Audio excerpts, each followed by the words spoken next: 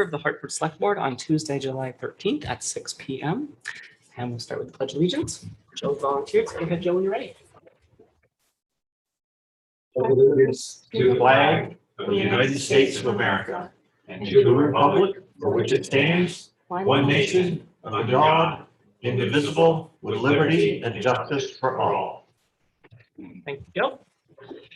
We have no business before us as the local liquor control board this evening. Any comments or questions, anything want to change on order of agenda? We're maybe just mentioning the decision to change this from a listening session to a full agenda. Yeah. I would just say, I think there were some items that came up that needed to be addressed, and so this was changed from what was scheduled to be a public listening session to a regular select board meeting. Good And point. I just have a little cold, which is why I'm wearing a mask. Thank you, Kim. Anyone else? Are you select board comments you're at? Just order of agenda. Okay. Public comments? Any public comments? And Kim, are you monitoring the? Okay, perfect. Thank you so No much. hands up Okay, this great. time. Thank you. Is there anyone on? Yep. Perfect. Oh, one hand just went up. Okay. So let's bring them over when we're ready. Mike Morris. So Mike, I think when you're ready, go ahead. Good State evening. your name. Thank you, Mr. Chair. I appreciate it, and nice to see you all back in the room having these meetings. I'm calling up. I had basically one thing on my for questions, but I have two, if I may, and one of them is on behalf of Lanny Collins, and he called me late this afternoon.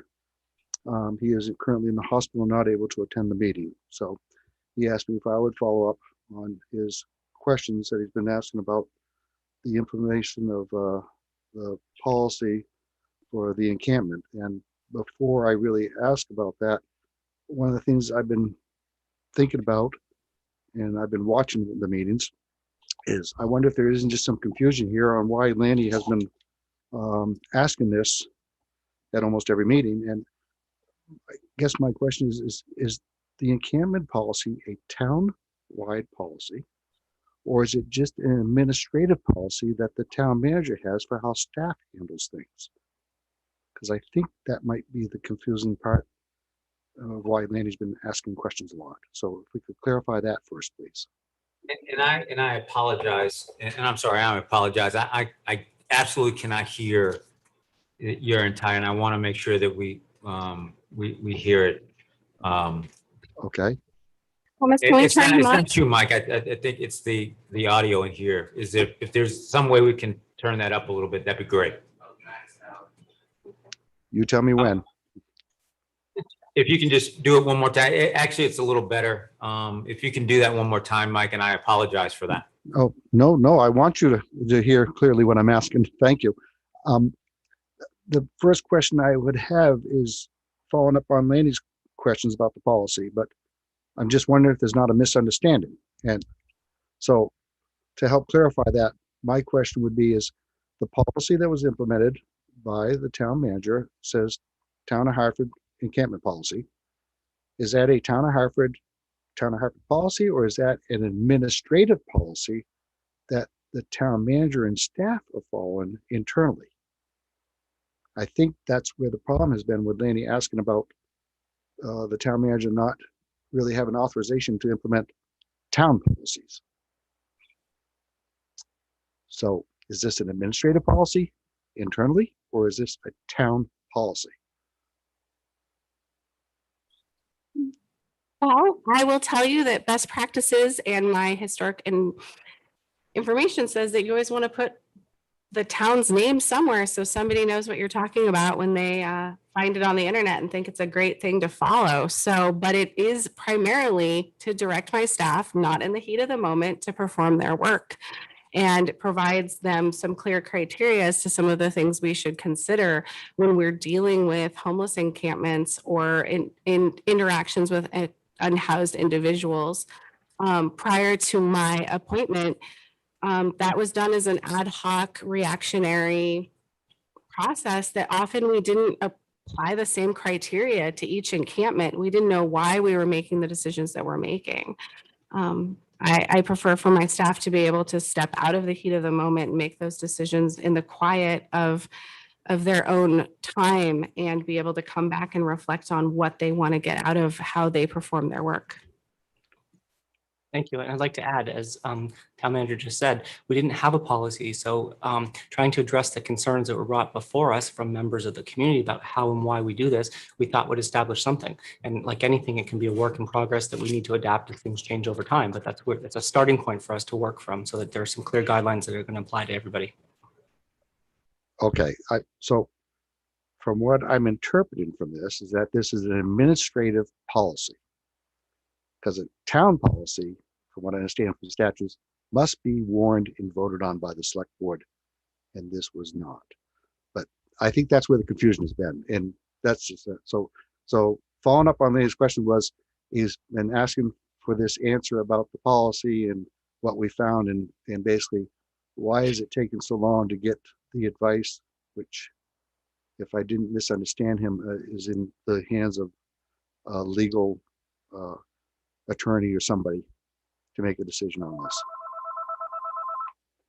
But we have sought legal counsel to see what's going on. So we are taking that advice as we receive it. And I think there's still some that we have to receive. So that's where we are right now. But, as it is, it's something that's new, that's being implemented. We're trying to follow the procedure that we're supposed to do to make it happen. So that's where we are.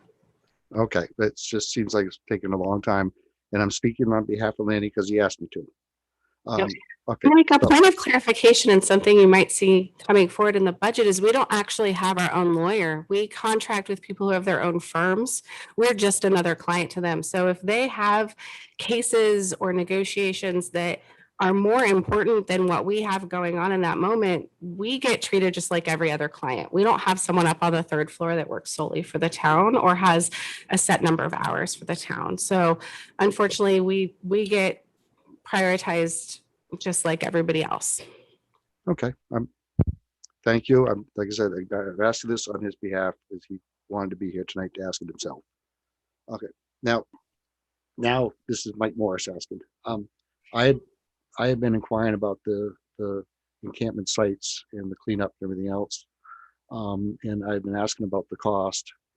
And originally I was told, due to the sensitivity of the person of nature, the response could be that the encampment policy has been activated. And then when I asked again about another email, I was told that you had to check with staff to find out what was public information or not. This started back around the middle of May. We're now in the middle of July.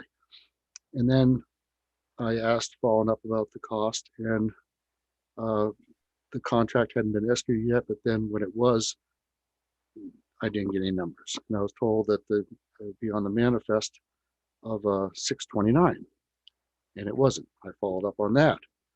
Now I'm told through an email that, if I'm not mistaken here, I think it was that the invoice will be processed on the 20th of July, and therefore it won't be on the manifest to July 27th. My question is, if we signed a contract, why couldn't I not be informed of what the contract price was, understanding that we had some waste disposal fees that might be added to that? And why is it,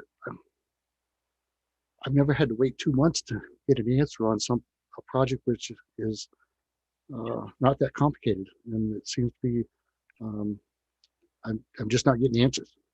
So I'm following up on that and asking why is it taking 2 months to get an answer for something that I think you knew the general numbers somewhere along the line, the staff, the town manager, and the select board, of what the estimated contract was going to cost us.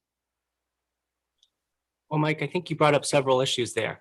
I think we want to try and get it right when we can. I think that when we had the contract, we didn't know exactly what kinds of materials were there that need to be cleaned up. So once they went in, they gave us sort of a blanket starting point, and then they said, there's, this kind of material there, this kind of material there, that's an additional charge, not knowing how much time it was going to be till they actually started. So, we can flip that back at you and say, if we told you it was going to be $5,000 or $10,000 or $20,000, And then it could be turned around and said, well, you said it was going to be this. We wanted to make sure we had an accurate figure and not say we've changed this 3 times as we've gone deeper into cleaning up the project. So again, it was a concern that was brought to us by people that we're addressing. We're trying to do it the best we can.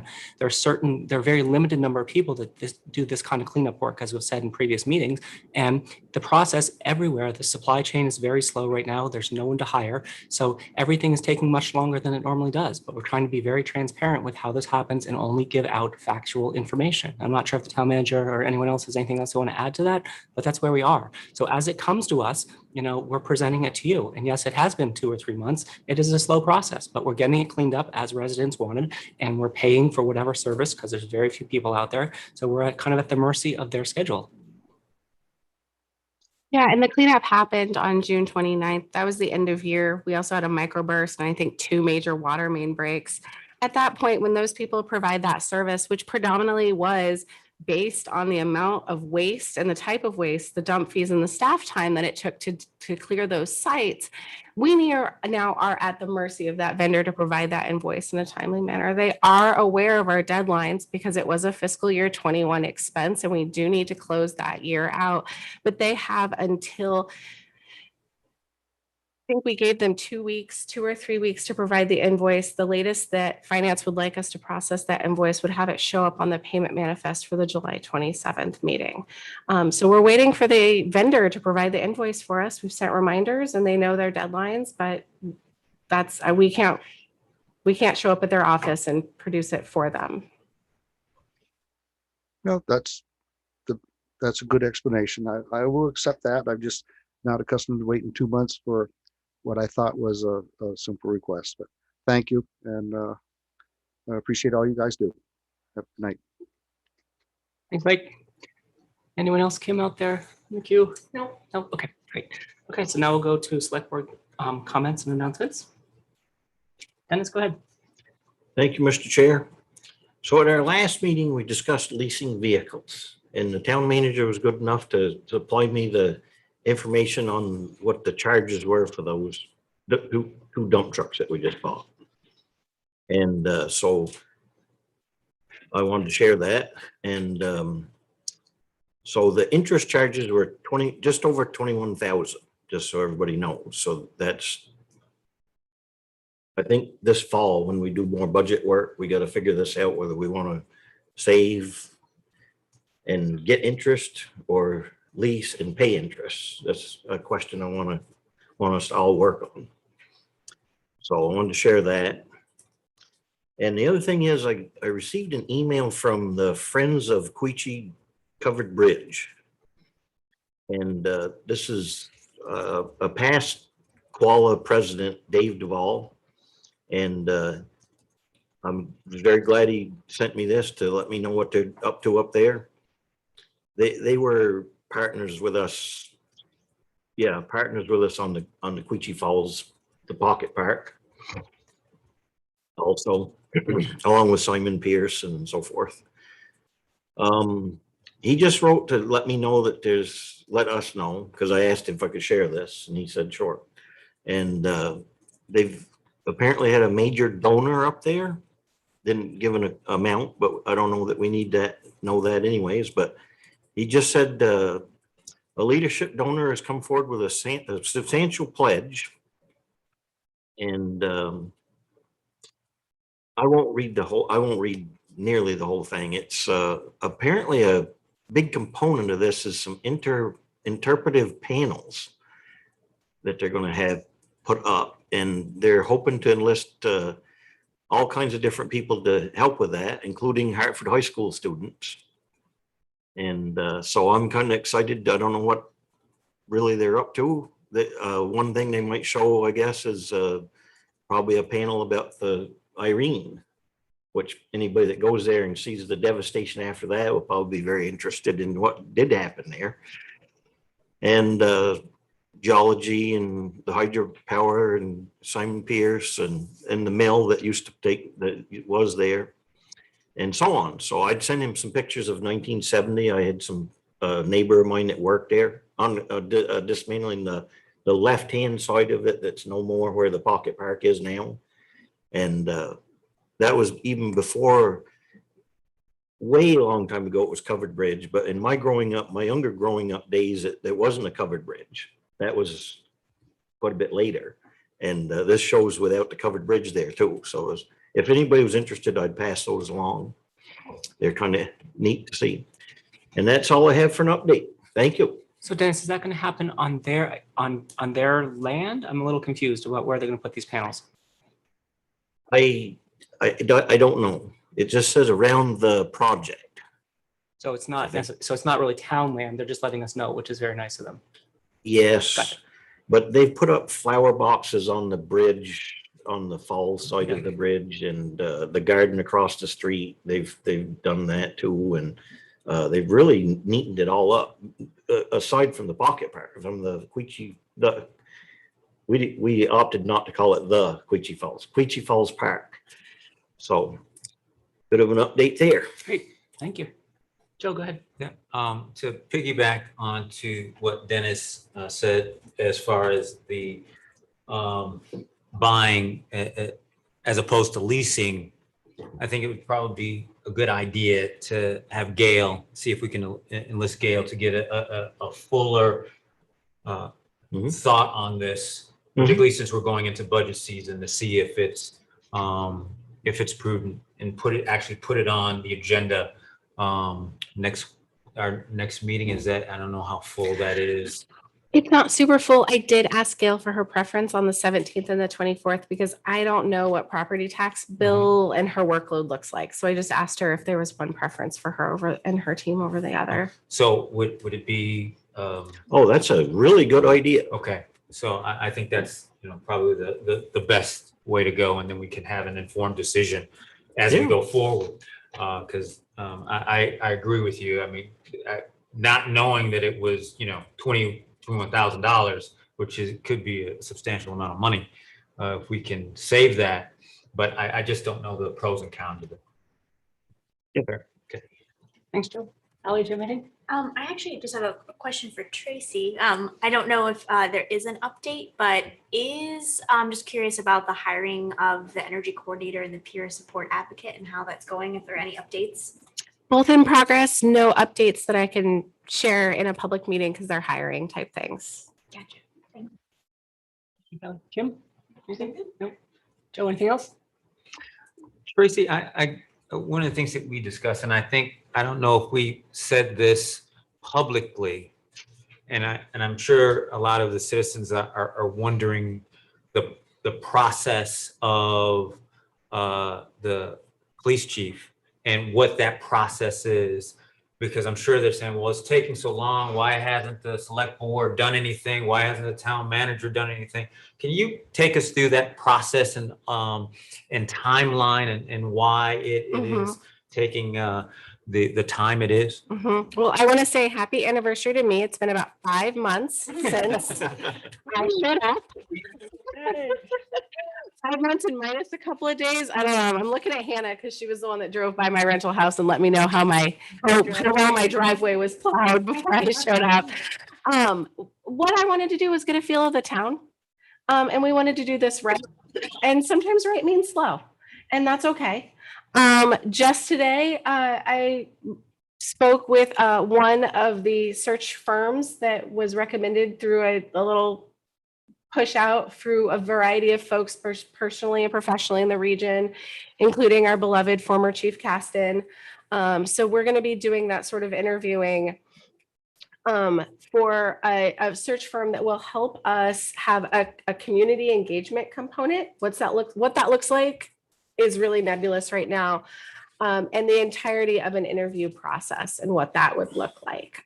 So we're getting those together. I'm excited about it. This search firm told us that these things usually take about 6 months because not only do we have multiple rounds not only do we do a community engagement piece at some point in that process, there are multiple rounds of interview. And then like me, these people go through a really rigorous background check. And those take time. And like Dan was saying, this is another area where we have unanticipated staffing and supply chain constraints.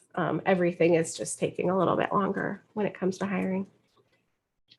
Thank you, Tracy. I also would like to add that I feel confident that Deputy Chief Vale will be able to guide that ship while we're in this process. Mhm. Yeah, we have Brad there full-time doing everything that he's doing, both as his role as deputy chief and below, because we have some staffing restrictions down there. We don't have as much staff. And then I've shared through with you all at a few different instances that we have an interim director of police services, Robert Cormier, who is coming from New Hampshire, former chief, retired chief in New Hampshire, who's taking over some of those other things off of Brad's plate. So that way everyone there can breathe a little bit and still get their work done. And they're getting it done. Great. I just wanted to say that through my personal work with Vermont Retail Grocers Association, we'll be doing a vaccination clinic on Friday, the 16th from 3 to 6, Danowitz and Norwich. So it's free, open to everyone. You don't need an appointment. So if anyone has missed their vaccination for COVID, you can just stop by. The National Guard is handling that. So if you're looking for vaccination, there's 2. You can do the Johnson & Johnson or the Pfizer. Again, it's free. If you need details, just let me know. Thank you. Okay, that brings us to appointments. So we have one appointment this evening on the Planning Commission, and Colin Butler is here to join us. Thank you very much for coming in. We have his application in the packet, so if anyone has any specific questions for him, or if you'd like to say anything, come on up to the microphone, introduce yourself, and tell us. That's fine.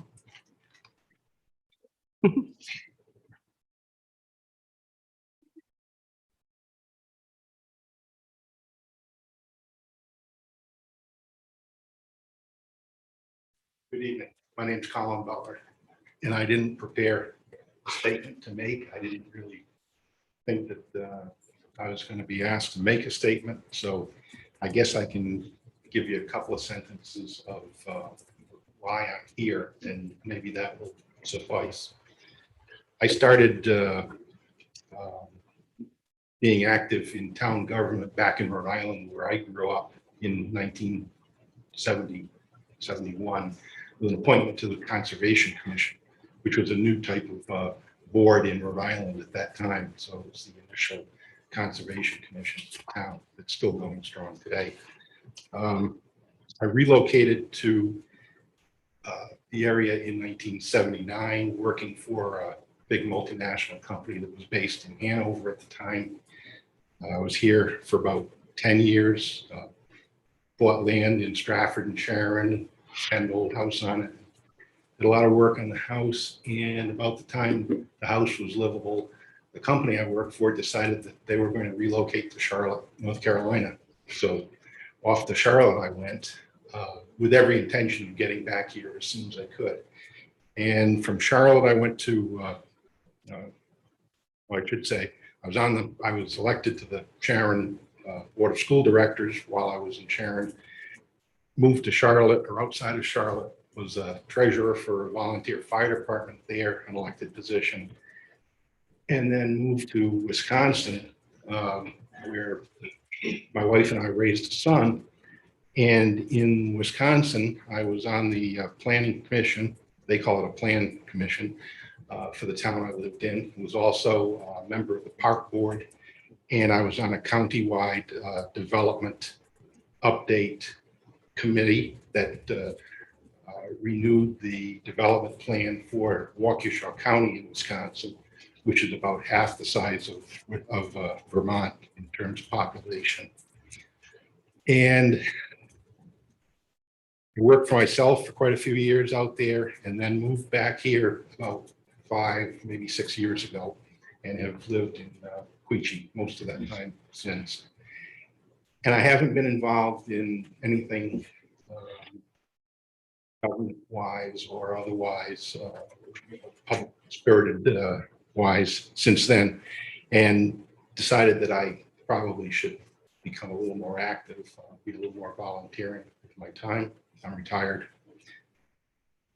And I had been noticing an ad on the town listserv for weeks asking for people to apply to the position of plan commission. There was another, it was a downtown White River committee or commission, I guess, was also looking for help. Design review. And so I, with the plan commission planning background that I had through my service in Wisconsin, I thought I probably could contribute here, and that's why I'm here. I'm not on a mission. I don't have a particular agenda that I'm chasing. I'm not pro-development or anti-development. I just want to contribute to the effort. I think a town needs to have a very comprehensive planning document. It ought to be well communicated, and it ought to be followed. And sometimes that doesn't happen. And sometimes decisions are made on an emotional basis. And I guess if I have an agenda, it's that we stick to the plan that's been created for the town to follow. So that's pretty much what I'm up to. Thank you very much. An excellent job. Any questions? I did, but all of them were just answered. All right. Kim, go ahead. Okay, thank you, Colin, for offering to spend some of your time on the planning commission. Clearly you seem very more than qualified to participate. I'm curious if, we're in this process right now of considering the adoption of a pretty massive climate action plan. Are you familiar with it a little bit? I'm aware of it. Yeah. I'm wondering if you have any thoughts on how the evolution of the planning commission and the town plan relates to any kind of climate action going forward in the town, or do you have any thoughts? And it doesn't have to be specific. I'm not really prepared to answer the question in any intelligent way, but that won't stop me from trying. I feel very strongly that we need to protect the environment at almost all costs or any cost. We're getting to the point where it's almost too late to affect some of the changes that are needed to make sure that we leave a planet that our kids and grandkids will be able to live on. So I'm very concerned about the environment, climate. As it relates to Plan Commission, I think it's kind of a cart before the horse thing, or horse before the cart thing, where whatever position is taken on climate needs to impact the plan that the town follows, that the Plan Commission will adhere to. So the planning document that's in place right now may not, and I don't know this for certain, but may not adequately address the impact on climate that the town development will cause. When all is said and done, there should be full coordination between whatever we decide to do environmentally or for the climate with the town's development plan, so that we're not going off in two different directions and having two different bodies perhaps making different decisions that are contrary to each other. So there just needs to be transparency and coordination, I think, at the end of the day. Thank you very much. Really Thank encouraging. you. Thanks, Kim. There is it is in their purview for renewable energy for the applicant to seek out renewable energy and that sort of stuff, if that helps. It does. It is, and the climate section of the town plan was part of the recent update, which basically just has some broad scope of goals. Well, and that's why I said I wasn't Yeah. really sure to what extent the town's plan. I haven't read the entire thing at this point. It's pretty good sized It's very document. good, yeah. I will get through it. But if it does a good job on climate, then so be it. Otherwise, it needs to be updated to jive with whatever is done specifically for climate, separate from the town's plan. Great, thank you. Any other questions or comments? Hearing none, we'll entertain the motion. Ally, go ahead. Mr. Chair, I move that we appoint Colin Butler to a 3-year term on the Planning Commission beginning July 13th, 2021 and ending July 12th, 2024. I'd like to second that. Okay, thank you. Any other questions or comments? And then we'll call the question. All in favor, say aye. Aye. Aye. That's unanimous. Thank you. Thank you for stepping up, and we look forward to your expertise in this position. Welcome. Thanks. You're shaking your head like you do. Thank you. Thank you for your service. Good choice, good choice. That's a good group. I bet you'll enjoy working with them. Thank you. Good.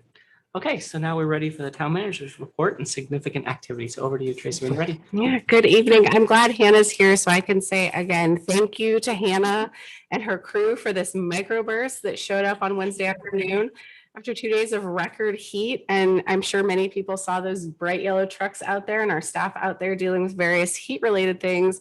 It poured down rain and it had 70 to 80-mile-an-hour winds, and we lost a lot of trees and people have a lot of personal damage. But again, the town of Hartford staff is scrappy and thoughtful and caring, and they got back out there and waded into the rain and started clearing trees as soon as the power was cut off. Fire department went door to door to make sure that we didn't have any injuries, and there was nobody that needed a power. So we didn't have anybody in the area that was on oxygen that was going to start to be a medical concern. And I don't want to point at Hannah, but I think some of our staff were telling me they were on their 18th hour in the rain doing work for us to get those roads cleared. So just really thankful and really proud to represent those staff members and to hear them just be tough New Englanders, shrug it off and wade back in there and do what needed to get done. One of the things I did want to bring up for anybody that reads my town manager report, such fascinating reading on the weekend, especially in the summer. But we actually are in a partial radar blind spot. So I put a couple of links in my town manager report, which you can find on the website, where the National Weather Service has a storm report function and a trained sky warn function that allows them to kind of triangulate around these radar global blind spots. So they might say, we don't have really great radar there, but we have 10 residents and they look to the sky and tell us how the weather is looking, and it helps us figure out where this might be coming from and where to go. So if you love weather and you have a little bit of time, check out those links. I wanted to also send a little thank you to my fellow municipal leaders.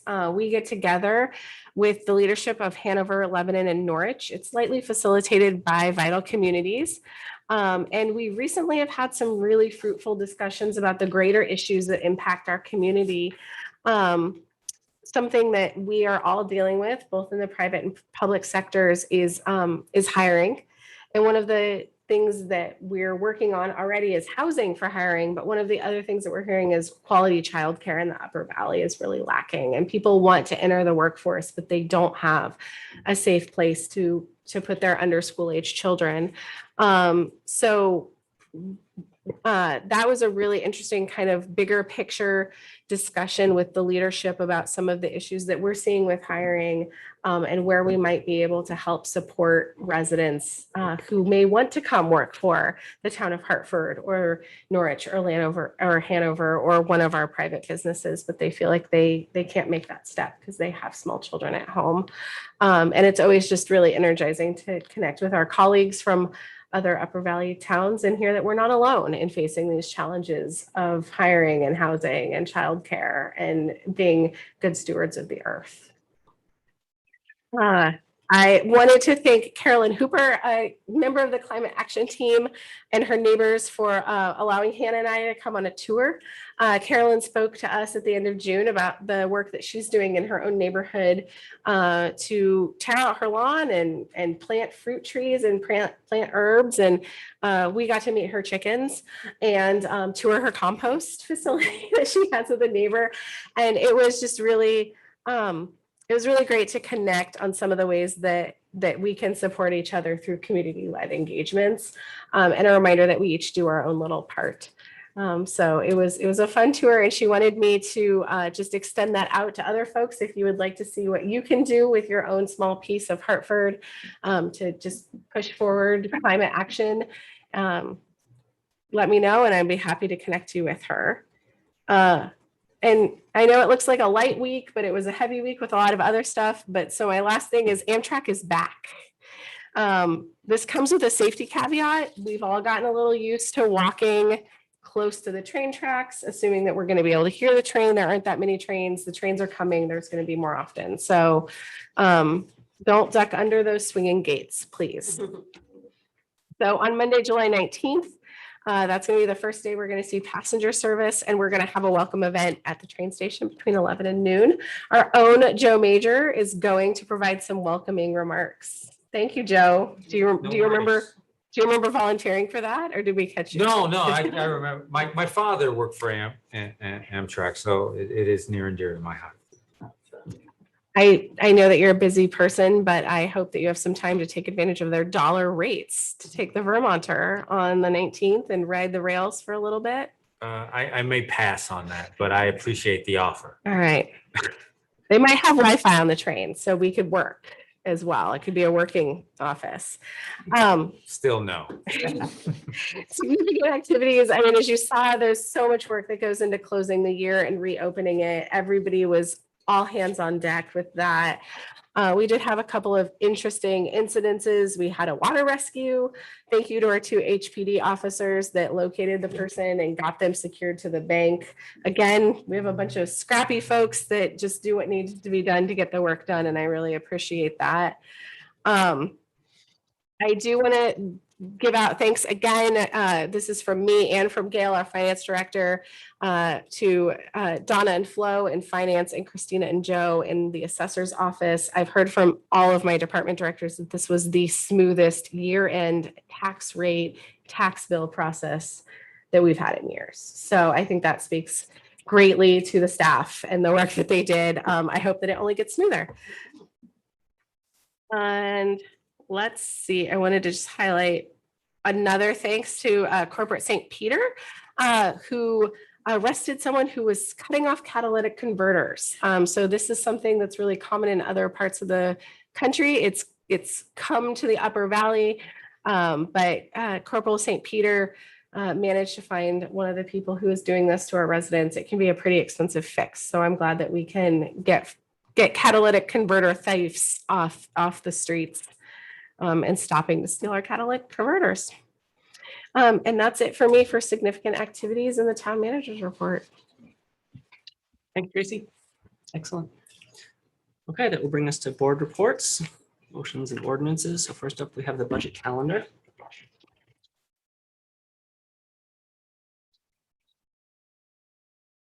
All right, that's me again.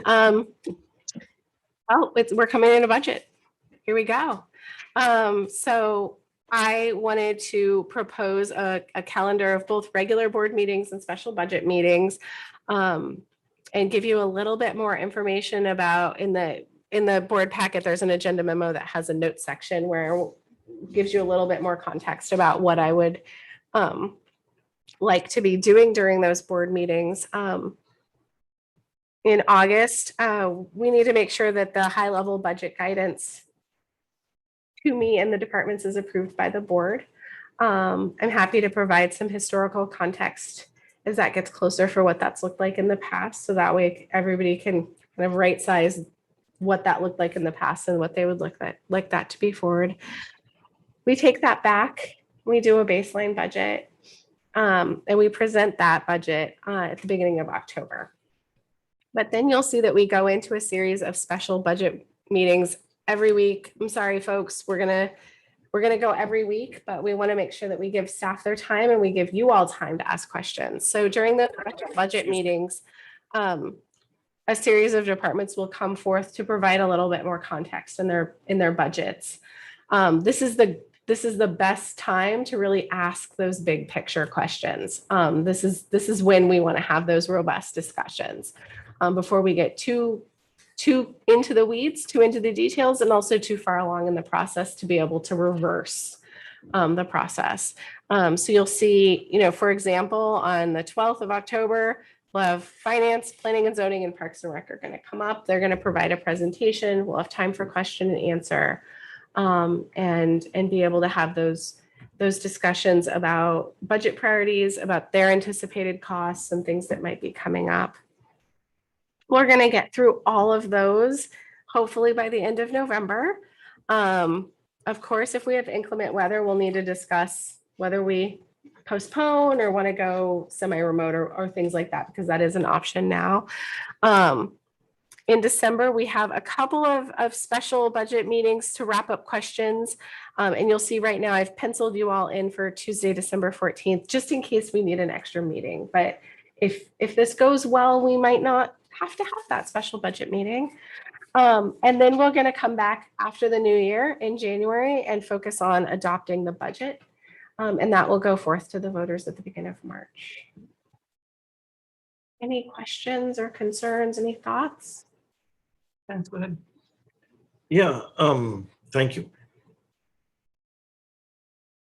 I probably should know this, but so we're not putting all of the meetings on this list. Like the October 19th meeting's not on here, but we're just gonna do regular non-budget, just town business during that meeting as far as we can plan. Okay. Yeah, yeah.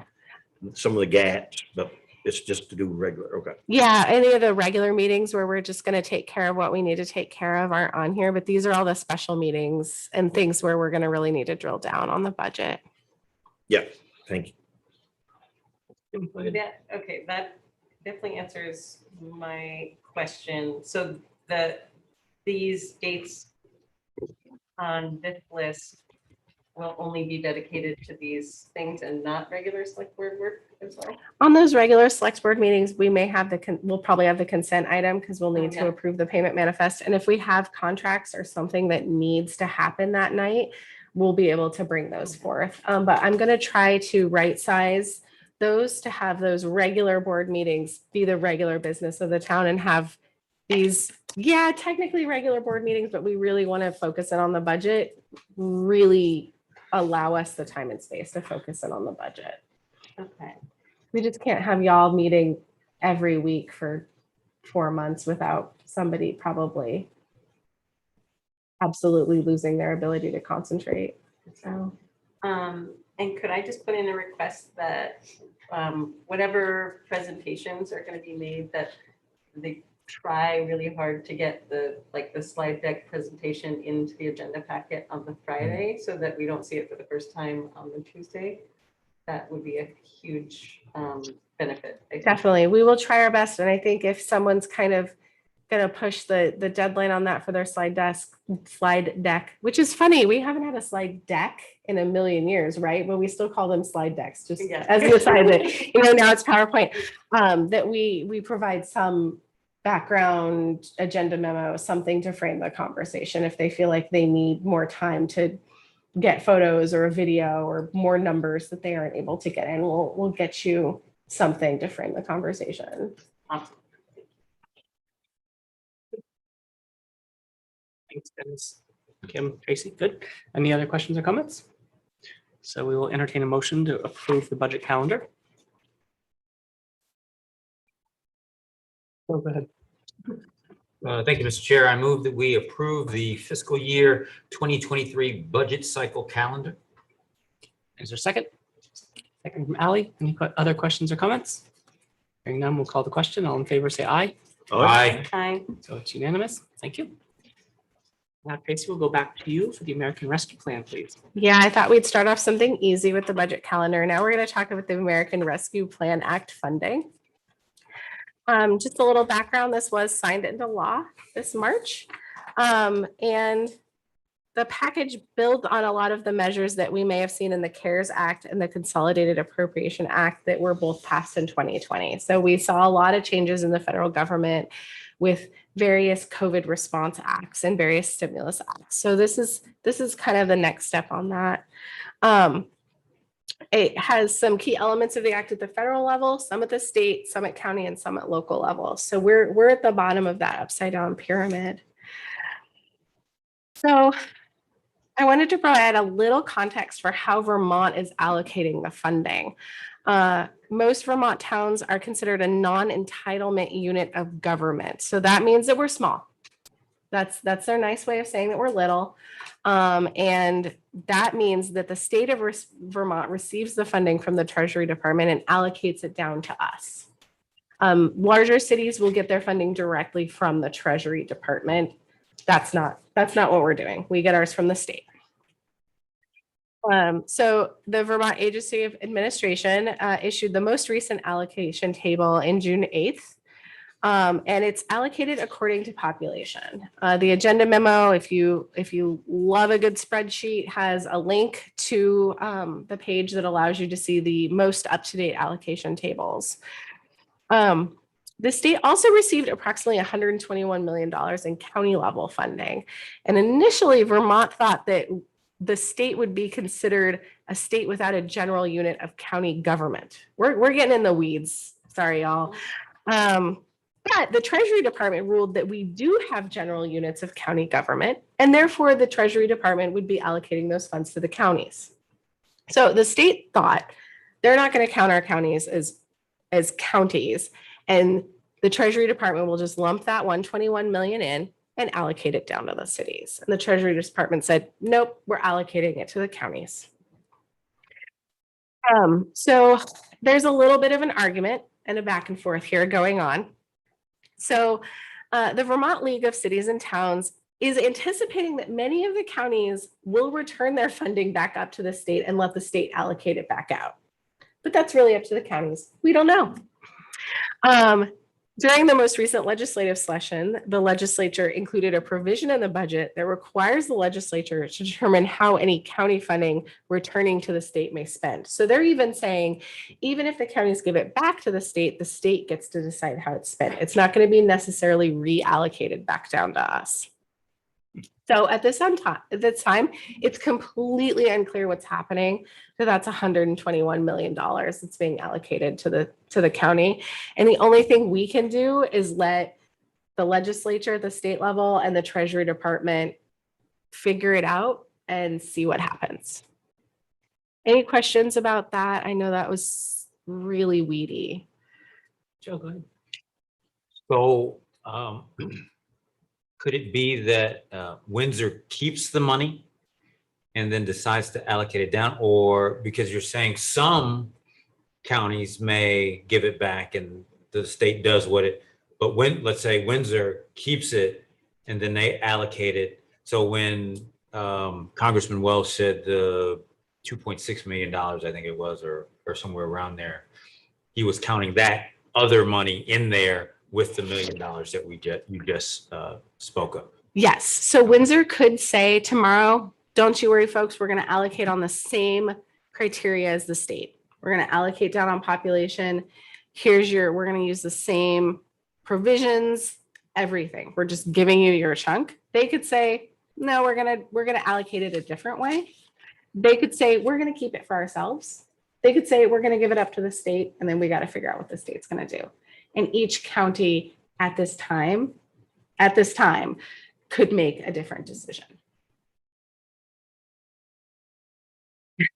Okay. So if I don't mean to laugh at you, Joe. no, but so if say Windsor gives it to the state may or may not give it back to Windsor County or the municipalities in Windsor County. Is that accurate? That is accurate. So why would any county give it back to the state? I don't know. Okay. I don't know. Yeah. Do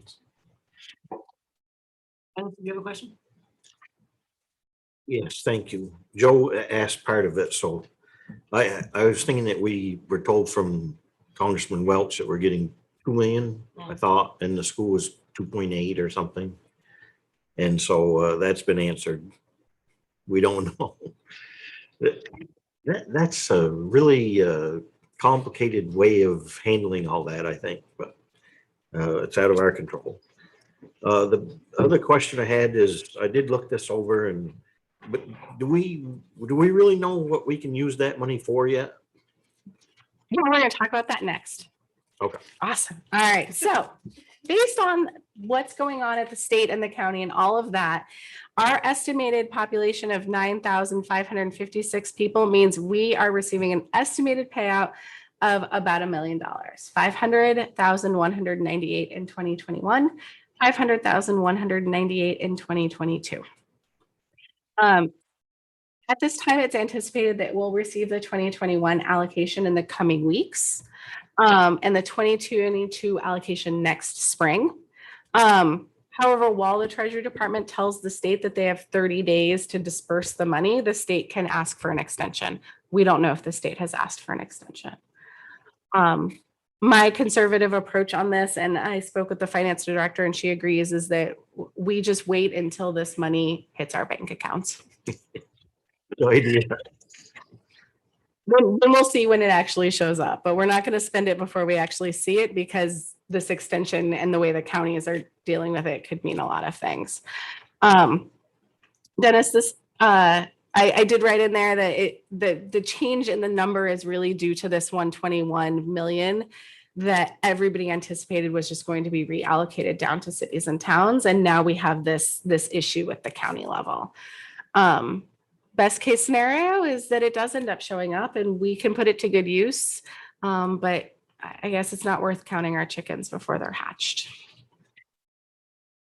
So there's a timeline for obligating and expending these funds. So the Treasury Department, who rules all things with this funding, has issued a ruling that the funds must be obligated by December 31st, 2024, but can be expended up until December 31st, 2026. So that means we don't have to spend this next week or tomorrow or next month and worry about losing it. All we have to do is obligate the funding by December 31st, 2024. And we have another 2 years on top of that to spend it. So it gives everyone a little bit of breathing room to think about what we want to do with it rather than being worried about it going away. Now we're going to get into the weeds of what is an allowable activity. So like I said, the Treasury Department is who manages these types of funding opportunities, and they have been put in charge of this. And they issue a living document called an interim final rule where they provide clarifying questions. So cities and governments and towns will see something in terms of implementation that lacks clarity, and the Treasury Department will circle around and make a decision and publish it in this interim final rule. And when the act, like many acts at the federal level, was signed into law, it had really broad categories. And the Treasury Department's job is to drill down on what exactly that means for implementation. So we know that they had 4 broad categories to responding to public health emergency or its negative economic impacts, to respond to workers performing essential work during the public health emergency, for the provision of government services, and to make necessary investments in water, sewer, or broadband. Right now, it appears that allowable activities for responding to the public health emergency and to respond to workers performing essential work will predominantly be taken up at the state level, either through programs put in place in response to COVID-19 or current direct assistance programs. So the state will be taking up those burdens of allowable activities, very, very similar to anyone who was around for the American Reinvestment and Recovery Act of 2009. The states took up the mantle of some of those programs that they already had in place. So, for example, additional SNAP. What's it called here? 3 squares? Did I just say SNAP? Okay. Additional food assistance, rental assistance programming, they're going to put more funding into those programs that they already have in place. Governments can apply this funding to mitigate revenue reductions relative to the revenues collected in the most recent fiscal year before COVID-19. While we don't rely heavily on revenue to maintain service levels in the town, we did see a reduction in revenue. So that is something that we could, in theory, have a global activity for funding. But the big thing is that they do allow for investments in water, sewer, or broadband. For the water and sewer projects, it's a lot of acronyms, but they're generally using the provisions of the EPA's clean water and drinking water funds. So that's nice for us. Those are clearly laid out pieces of criteria. We use those already to get funding from the state and at the federal level. And there's a long list of projects that qualify under those: upgrading, replacing, repairing, environmental upgrades, mapping, planning. I mean, they even have landfill stuff in there. So as you can see, it's pretty broad, and that's nice, actually. One of the things is that one of the caveats is that we can't use these federal funds as a state match. So, you know, if we're already putting in our our amount. It has to be our amount. We can't use this as our match for the state. So we'll need to do a little extra tracking on that. There's a little subsection in my agenda report on monitoring and reporting considerations. The state will be required to report quarterly to the Treasury Department. We can strongly anticipate, based on 2009's era, that the state will perform what's called subrecipient monitoring. So we would be considered a subrecipient. We can strongly assume that someone from the state will be coming down to make sure that we followed all the same reporting and allowable activity and tracking requirements. We'll also be required as a subrecipient to submit annual reports. So it's not quarterly, but we'll still be required to submit to the Treasury annually right now. And we'll probably have the state coming down to do some subrecipient monitoring. As an aside, that's what I used to do for the state of California back in the day. We're already in a really good position with this. We have really strong documented internal controls. We already do a single audit, which a lot of small towns don't do. We have written policies and procedures, all of these things that when people like I used to be come in, want to see, we have those and we have them and they're good.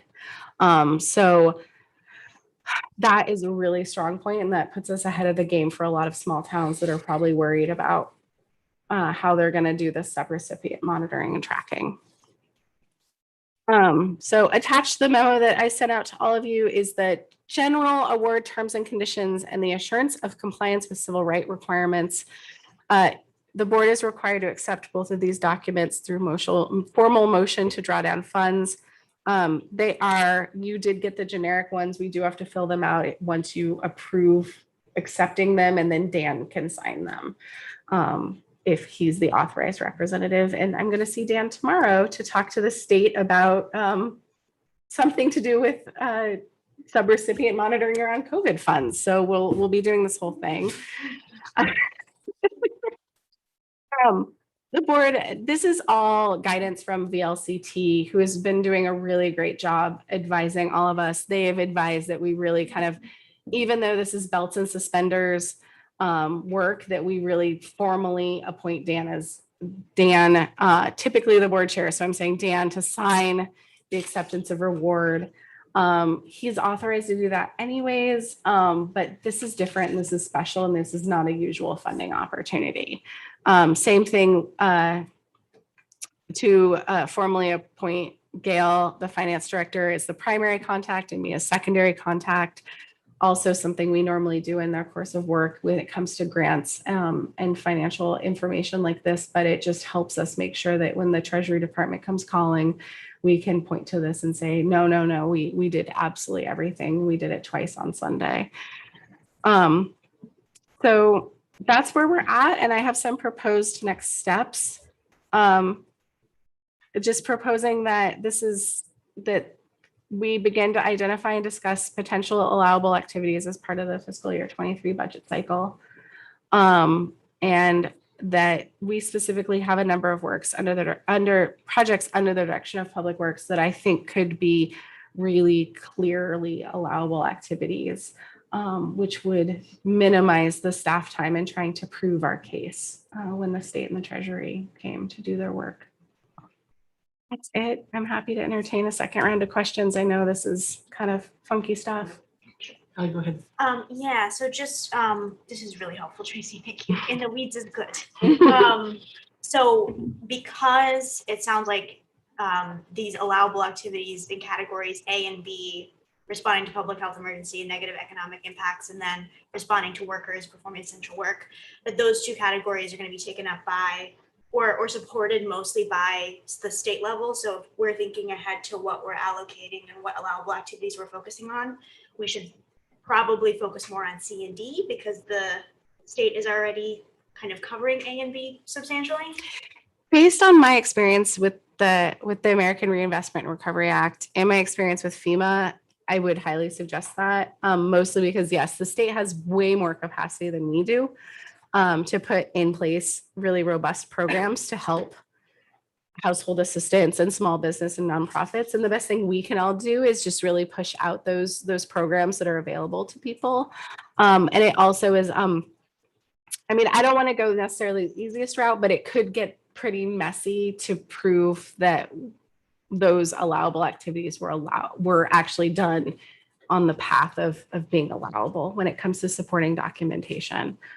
As an aside, FEMA makes you account for staff time and it can get pretty complicated. And that's one of those things that as a municipality, you have to decide if you want to go for the more complex option or if you want to take the federal government's money in the clearest path and then use our money for other things.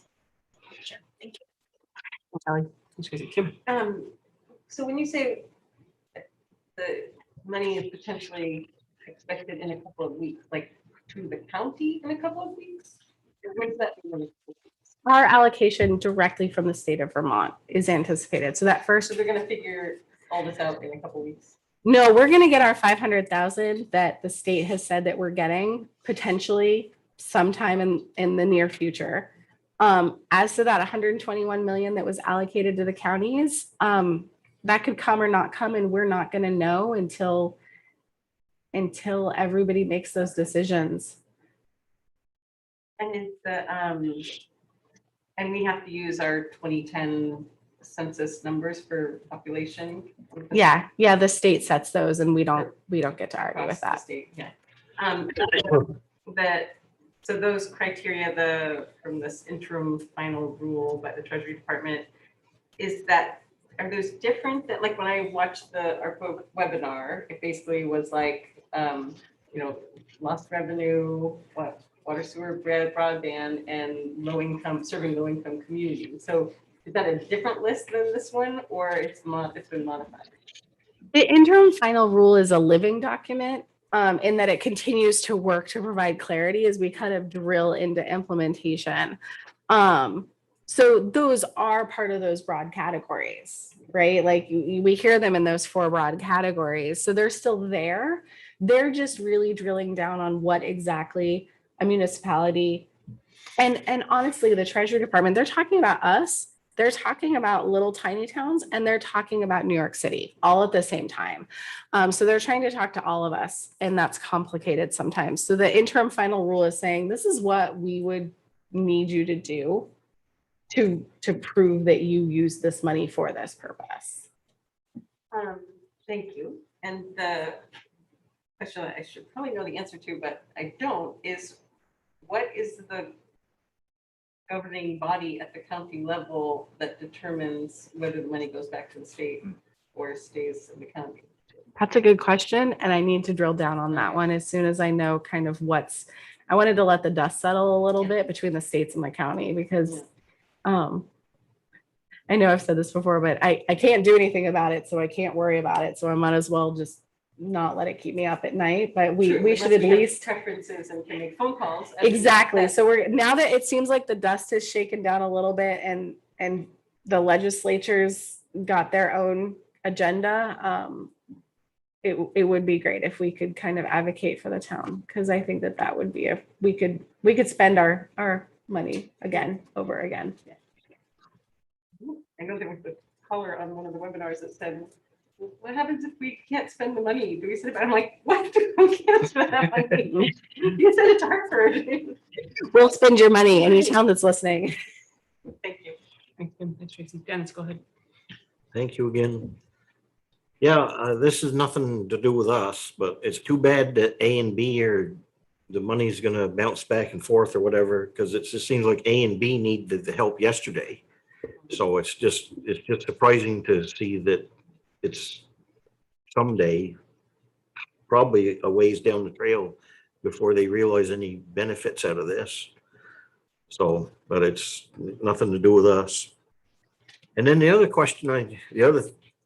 thing I had was on our recommended motion. I was just curious if it would make any sense and if we put titles rather than names down in case something changes or something, or was that a VLCT requirement or suggestion? They did have a space for the name.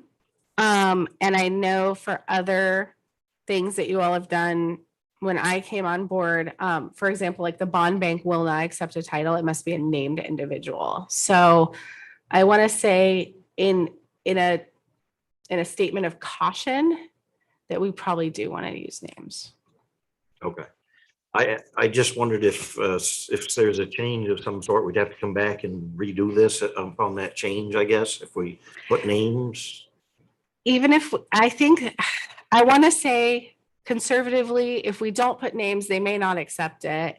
Yeah. The way the bond bank doesn't accept just a title. If we do put names, then we got to come back and just do it again, like everybody had to do for my name for the bond bank. And I'm being conservative on this. I could be wrong and they could not care, but I would like to be a little bit closer to the vest with it. Okay. I'm ready to move that unless somebody else has Any other questions. questions? Okay, yeah, go ahead. Thanks, Dennis. Mr. Chair, I'd like to move that the select board of the town of Hartford accept its allocation of coronavirus local fiscal recovery funding from the U.S. Treasury, along with the award terms and conditions and assurances of compliance with the civil rights requirements that are requirements of accepting these funds. The select board of the town of Hartford appoint board chair Dan Frazier to serve as the town's authorized representative as required by the coronavirus local fiscal recovery funding from the U.S. Treasury, to sign the award terms and conditions and assurances of compliance with the civil rights requirements by July 15, 2021. The select board of the town of Hartford named Finance Director Gail Astrout to the primary contact person for the town of Hartford's coronavirus local fiscal recovery award from the U.S. Treasury. The select board of the town of Hartford named town manager Tracy Yarlaw to be the secondary contact person for the town of Hartford's coronavirus local fiscal recovery award from U.S. Treasury.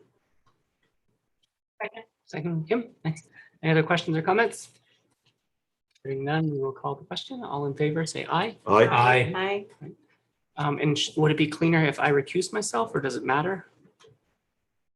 You can, because we got enough, Okay. so you can, So I'll if just, you since feel I'm better. named, I'll recuse myself and Or just abstain. or abstain, either, yeah, whatever. Abstain, yes, abstain would be better. Thank you, Kim. Right, great. That then brings us back to capital improvements. So Tracy and maybe Hannah. I know, I'm opening up my PowerPoint. It's taking a little bit of time. I am going to want to share my screen. Okay, great.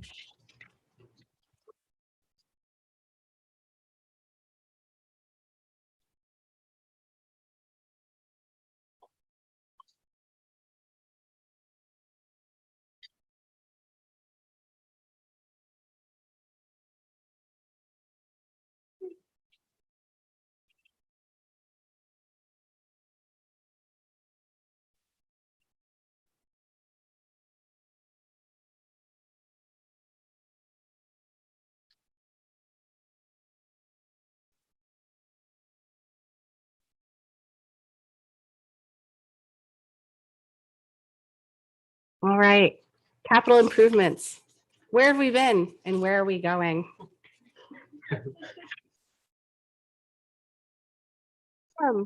So this is kind of one of those foundational presentations. Again, we're going into budget. So these are one of the many, many things that we're going to ask the 5, soon to be 7 of you to hold in your heads and juggle all at the same time. Is not only are we talking about the day-to-day expenses of the city or the town, the long-term savings plans, our bonding, all of those sorts of things. We're going to also ask you to keep track of these projects and make decisions that are they're kind of an inheritance, right? They aren't tomorrow, they're long range projects, and they're not anything that anybody's going to see and think that that was the Kim Souza honorable sewer pipe. They're just gonna know that we haven't had a water drain make in a while. So We can do better than that for her. I'd be honored. for capital improvements, this is how I think about it. There probably is another town manager out there right now who thinks about it slightly differently. I think of capital improvements as the construction and renovation of town buildings and facilities, the replacement of our water and wastewater lines and systems, significant street paving projects, and that means not just patching, but doing some significant work there, and major fleet purchases. So you'll see major up there because we're not talking about like a wheelbarrow, we're talking about vehicles with multiple years of useful life. Capital improvement plan is actually a part of the town plan.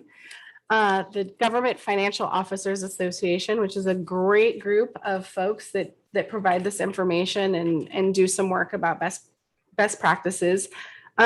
They strongly suggest that local governments use their town plan as a foundation. That makes sense to me. The town plan is a very robust, multiple 100-page document. And this helps keep us grounded in what we have going on long range. Our town plan was updated in 2019, and we are required to update it every 5 years by state statute. So we'll be seeing a next update in 2024. We've also had a town plan for quite some time. It's something that I didn't have a chance to dig into, but I would love to be able to find some of those town plans because I think it could be just a fun thing to look at.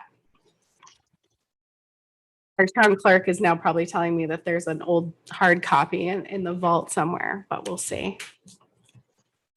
How do we fund capital improvements? I guess we can all hypothesize that these are major purchases. They have 5, 6, 7 figures in front of them. We've primarily used a reserve fund methodology. And we can also use reserve funding in concert with municipal leasing programs for major purchases. So a reserve fund methodology says that we prefer to save for our expenses.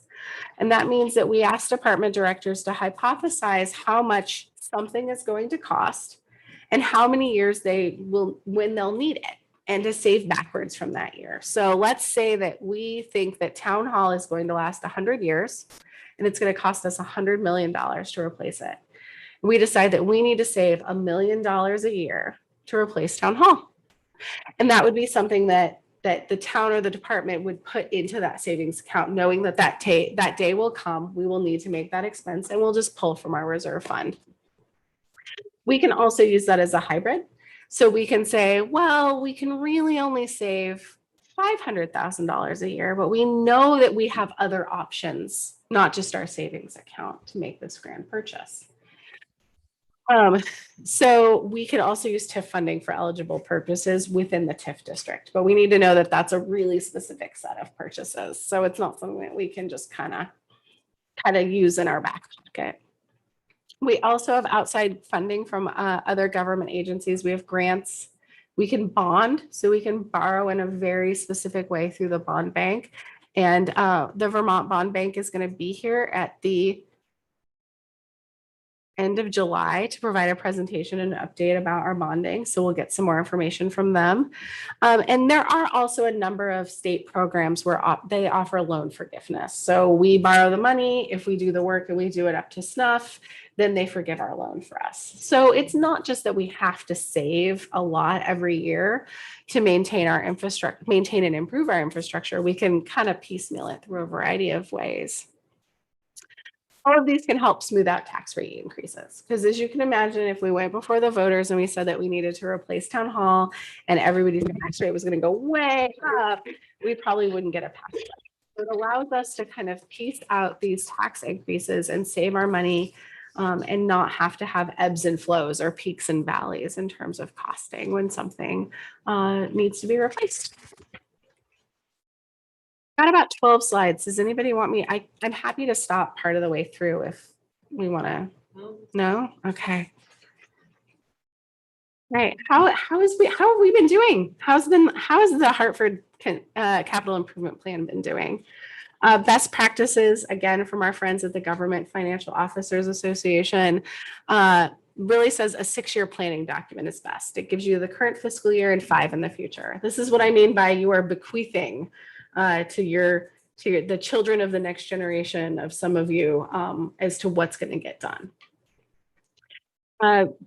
We should be updating it every year as projects near completion begin or become more defined. We all know that prices change, constraints change, funding opportunities change. So this is the best practice that each year we'll say, okay, what's been going on? What do we need to reevaluate? Do we need to update this document?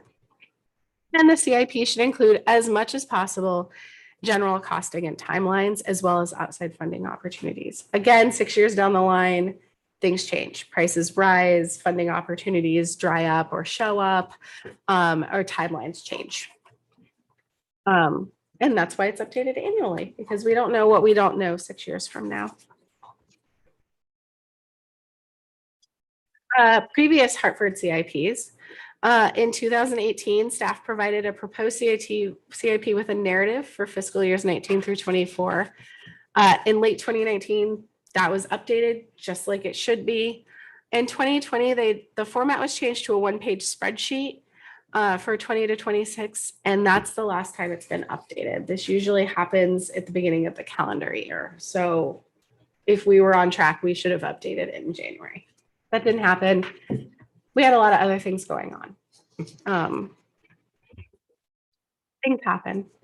All right, before I get to that, any questions about the history of CIPs, overviews, kind of anything big before I drill down into what we've been doing? I have several questions, but I was going to wait till you're finished. Okay.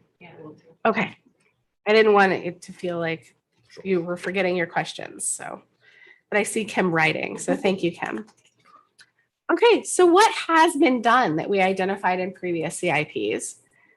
This is the good news. We're getting a brand new communication center, console, and flooring. It's going to look great. It's going to be up to the needs of our PSAP and all the other community members that call 911 and get our folks.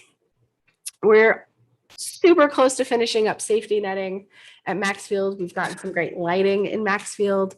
Bugby was an old drafty building, and we've modernized it. We've got some better heat pumps in there and some insulation. The pool is trucking right along, as many of you hopefully saw in the newsletters or on our Facebook. We did some fire radio system upgrades that were really vital.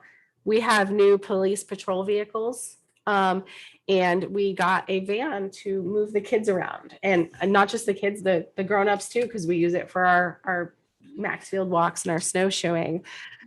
So those are some of the things that in previous years we actually got done. We saved up. We took advantage of various other financial opportunities, and we got these things done. The ladder truck too. The ladder truck was a little funky in that we had to pull the trigger on that one before it was actually ready to go. Things happen. Yeah, we were in a better place because we had an idea that it was coming. You never want to be like, who said the ladder, does anybody know when the ladder truck needs to be replaced? No. Of this list, the pool is a bond, so is that the only bonded thing on here? Think so? Yeah, I guess I think so too. I was just curious. I wasn't sure that bonded items should be in this, but certainly we've done it. I just wasn't sure it was in a CIP part. Yeah, and that's the interesting thing is the CIP is just a list of projects and how we're going to get to completion. It doesn't necessarily discriminate against the funding opportunities. It's just about getting to completion. Okay, so what's next? We have a lot of stuff sitting on the CIP that I inherited that needs to get done. And that's okay. That's okay. We're going to get it done. We're going to put on our sneakers and our work boots, and we're going to get this work done. But you can see this is a really long list. Phase 2 of South Main Street funded. We're going to start it next year. Parking lot. We know where the money's coming from. We're going to start it next year. The town square lot, that's the little triangle lot across from Tucker Brock's and Piecemeal Pie. We've got the funding set up. We're going to start that next year. The Guici Main Street box culvert, we've got it funded. We've hit some hitches on getting it this year, but we're going to get it next year. We're getting indoor turf in Waba, which will extend the life of Waba. When we pull the ice out, we can actually put turf in and use it for athletic events. Can I ask a question on that?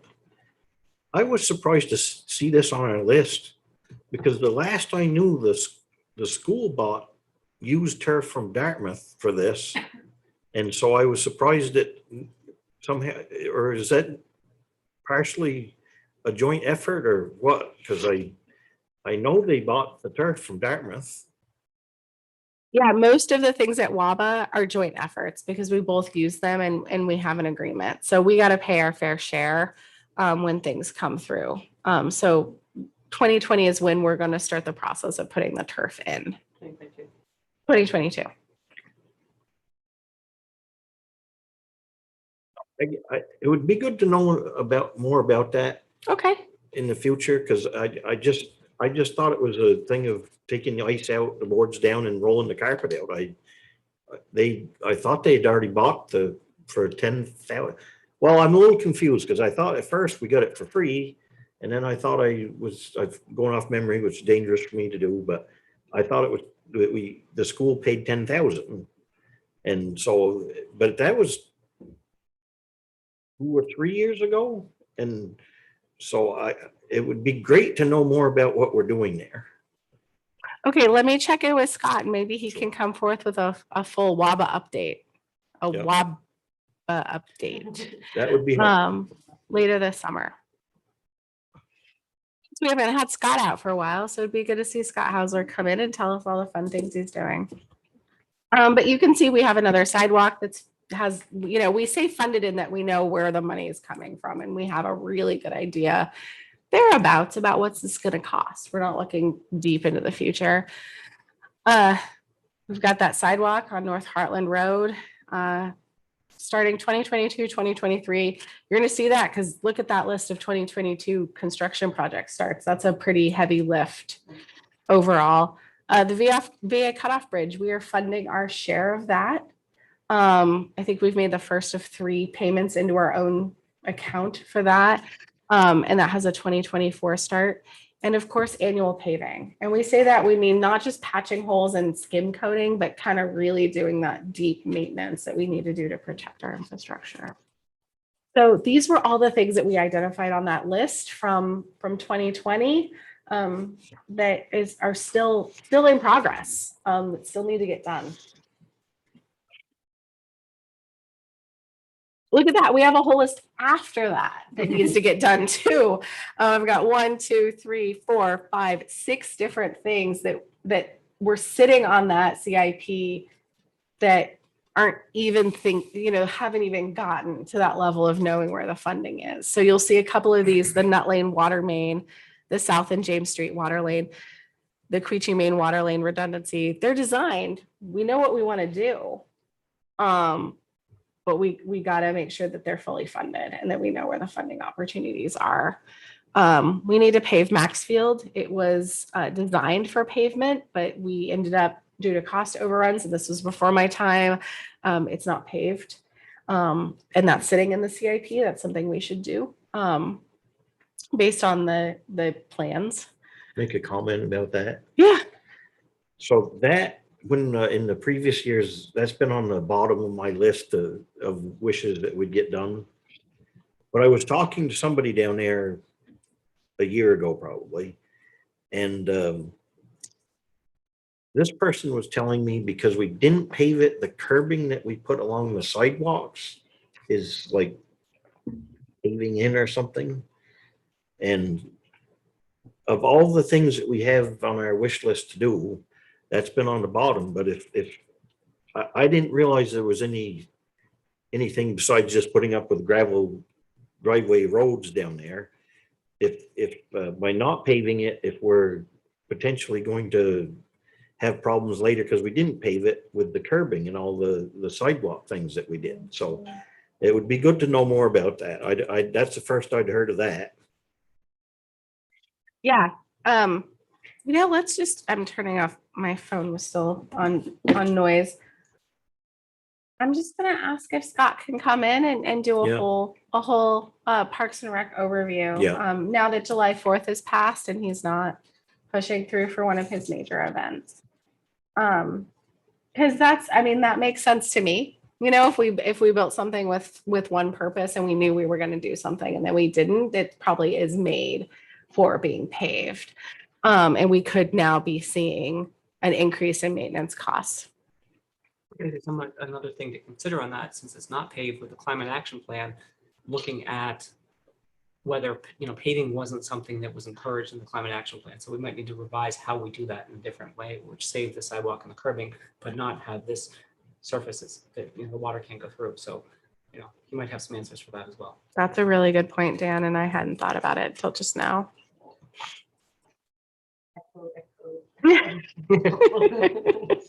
I feel funny talking about climate emergency with all you folks. And I'm hearing on the news that we're sending more rockets into the air, to space and whatnot. And so it just seems like anti-climate action, all this race to get to the space world there. So troubling to me. Yeah. I admire the technology and all that, but should we? Topic for another time.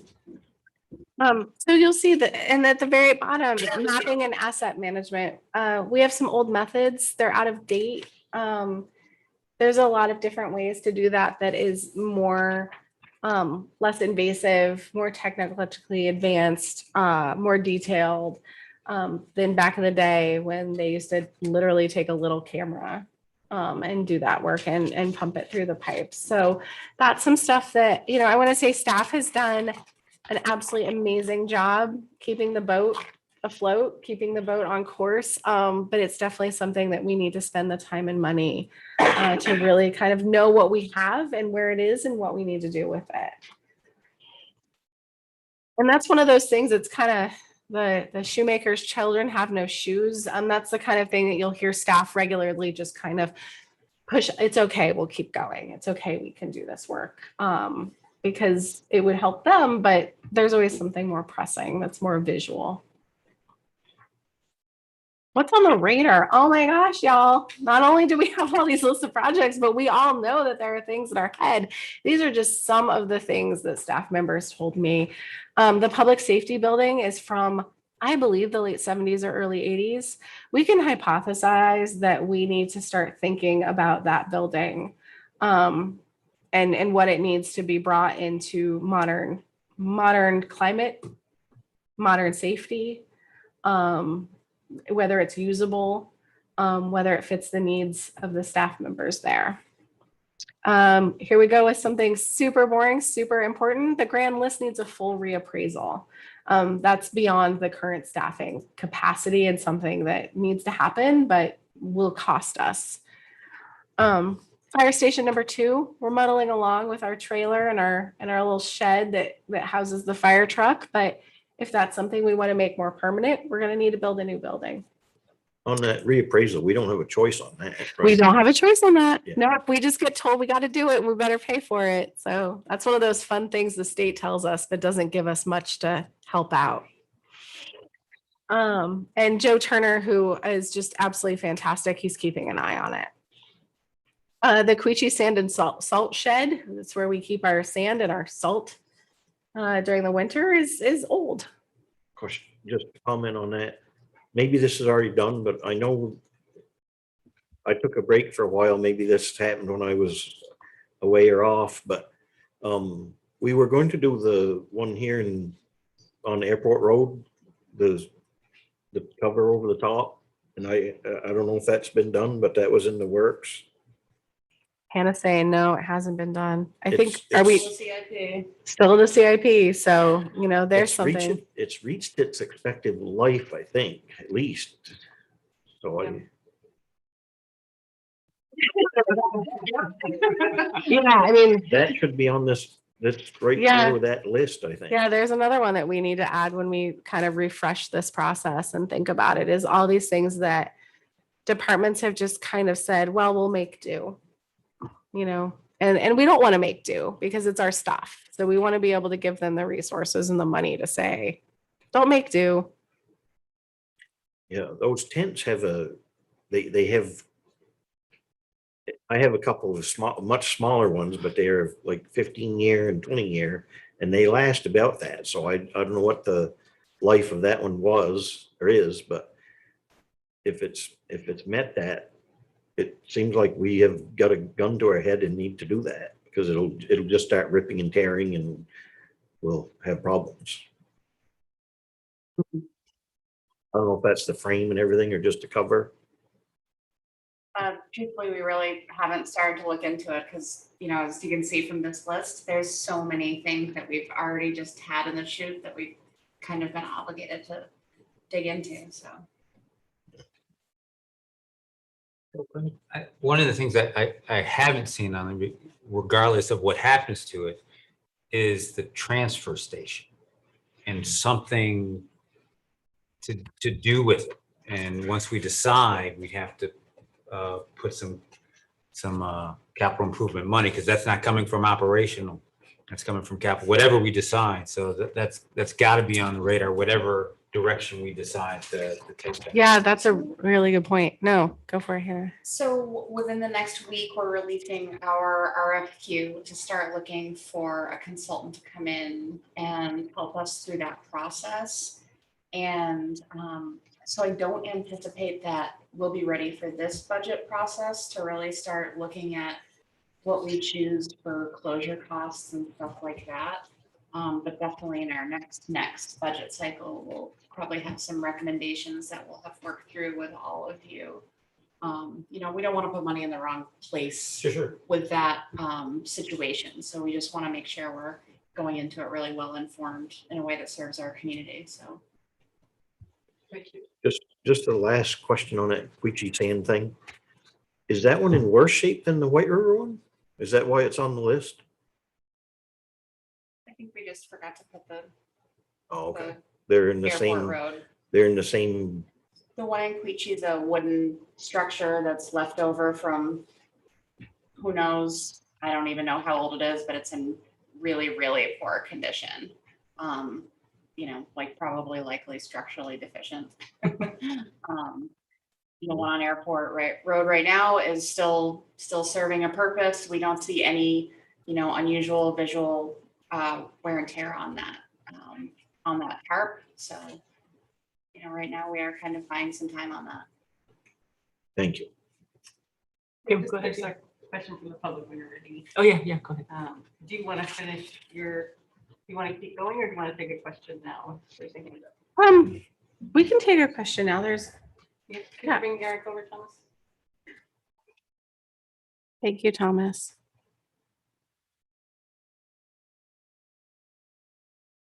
Go ahead, Eric, I think it was when you're ready. Thank you, Mr. Chair. Can you hear me? Yes, go ahead. Great, thanks. My name is Eric Krause. I'm a resident of Hartford. I am wanted to make a few comments about the presentation for the CIP. First, I think it's worth noting that the town plan update in 2019 was, I think, for 2 chapters, perhaps 3. So I think that plan, its usefulness in guiding capital improvement planning in the immediate future anyway, until there's another update to it, is somewhat restricted. The other comment I have is the slide that talks about what has been done. It's very helpful, and it's a very helpful reminder to people like myself who lose track of all these things. What would be useful, I think, and perhaps aid the board in future decision-making is also seeing what's been invested in some of these facilities in the recent past. For example, in the public safety building, because that shows up later down on the list in you know, what might be on the radar going forward. It would be helpful to see what's been invested, say, in the recent 5 years. I know the ventilation system's been overhauled, some heat pumps have been installed. I'm not sure what other projects have been done there. So just having some of that quantified would be useful. But those are sort of minor points. My major thing that sort of struck me when I reviewed this presentation is what's conspicuous by its absence is any recognition that the town needs to be carbon neutral by 2027. And so that's going to have an impact on everything that the town does operation-wise and infrastructure-wise. And it's obviously going to from my perspective, and I hope you'll recognize this as well, it's going to impact capital improvement planning. If it doesn't impact capital improvement planning, that means that we're probably buying a lot of offsets or doing some sort of hokey pokey with numbers and not actually following the spirit of the article. So just by way of reminder for the public audience, Article 25 on the March 2020 ballot asked the question whether the town should be required to be carbon neutral in its operation, maintenance, and development of infrastructure. And this isn't sort of like a few small, a vocal minority sort of advocating for the climate. Out of the 3,147 people that answered that question on the ballot, 2,218 voted affirmative. So that's slightly more than 70%. So a good number of the population expects the town to be carbon neutral. And it just so happens that that deadline coincides with the planning horizon for CIP. So 6 years out, I think, is what we saw on one of the slides, slide number 5. So I think that needs to be factored in here, and it needs to be a serious discussion. That's about all I want to say at this point. Thank you. Eric. Let me go. I think it was on 10. There we go. All right, and last but not least, what was sitting on the CIP that I found from 2020 is an implementation of the master plan of Kilowatt Park. There is a master plan to redo the dock and the fencing and some lighting and things like that. And, you know, we've already, I don't know if he's watching, but we've already invited Scott to come and give us updates. So this is kind of my take on what really should, what I would suggest comes next. There's a typo in there. Refresh and revise the old CIP, including costs. It's there, it's fine, it serves its purpose. Rather than going back to the narrative form or trying something new, we have this spreadsheet. Let's just take a little time to refresh and revise it. Ask staff to evaluate the current reserve fund balances and targets for the items that are still on there. How are we doing on the non-funded items? You know, are we still confident on the funded items and where that funding is going to come from? Some of the kind of nuanced internal work that we need to do is to make sure that we have updated asset management and reserve plans in place. So this would say, this is how we evaluate useful life on a piece of fleet or on a piece of infrastructure. This is how we will generally do that work. This is when we determine how we fund the reserves. And what I've seen in a few municipalities is if we borrow against those reserves, how do we put it back? If we decide that we need to not put as much in, or there's a fiscal emergency, we need to pull from the reserves, a really clear cut, again, before the heat of the moment, saying, this is how staff will put that money back if we need it for something, or we can't fund it the way that we would want to. I think they've done that in the past. It's kind of not the most up to date, and it's hard to find. So it'd be good to take that time and really all get on the same page. To reassess the ongoing projects, the ones that are funded that we're anticipating starting in 2022 for areas of efficiency or changes due to factors outside of our control. This could be everything from, you know, if you all adopt the climate action plan at the end of August, you know, reassessing what's on there in light of that. It could be us reassessing if there are additional funding opportunities like the American Rescue Plan funding. It could be that the state has come in and totally revamped their process or what they're going to be doing to our streets or our area. And we need to rethink about what we're going to do based on that. How do we do this? This is my suggestion. We continue to fund the reserves as part of our fiscal 23 budget process. We're coming up on that.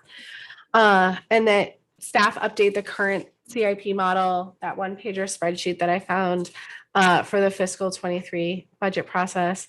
And then we really drill in during fiscal year 23 and put together a robust CIP that takes into consideration all of the documents that have changed in the way that this world has changed in the last couple of years. The climate action plan, the town plan, which will be beginning the updated process, board guidance about funding, and just as things change, we might have different opinions or from the staff or from you all about what's a priority in the coming next 5 years. Why do I think we should do this? It allows us to get some of these projects on the list completed. That's a huge list of things that we are scheduled to complete in 2022. And we have limited staff, we have limited capacity, we have limited ability to monitor large construction projects. It also allows us to keep on the steady flow of what we have already put in the works while addressing what has been the never-ending story of post-COVID-19 recovery, which is global staffing and supply chain issues. We just cannot continue to anticipate fast enough or well enough how hard it has been to get and to maintain staff, to get and maintain supplies. And we don't want to overwhelm people with a variety of construction projects. The state has their own construction projects. The region has their own construction projects. And then for us to double down on that, I don't want anyone to come out of their house and then spend the next 20 minutes dealing with a town construction project and a regional or state construction project. For example, VA Cutoff Bridge, Route 5 getting completely repaved, and us dealing with a water main in a major artery of the town. That's not fun for anybody. It builds frustration. And it also means that if the limited pool of staffing and supply chain, we're probably going to be stealing staffing from other organizations because we don't have enough to do all of these things at once. So that's it. I'm happy to entertain questions. I don't think there was a formal motion, just kind of a beginning of budget conversation for all of these things. Thanks, Tracy. Kim, go ahead. Thanks. Definitely, Eric addressed, like, I was curious to see how those, like the municipal facility net zero capital improvement plan, like things that are in the cap that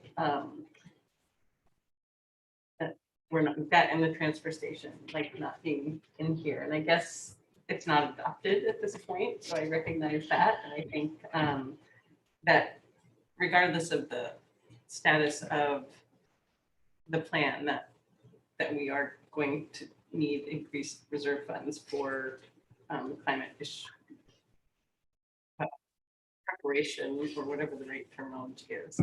And then, yeah, and I'm glad to have the answer about the transfer station. One question I was curious about, and I think I know the answer. So in the past, we've gone through these motions of ranking the capital improvement plan, and we spent probably way more time than we should have, including developing this complicated matrix for which we tried to place, value on different aspects of each individual project.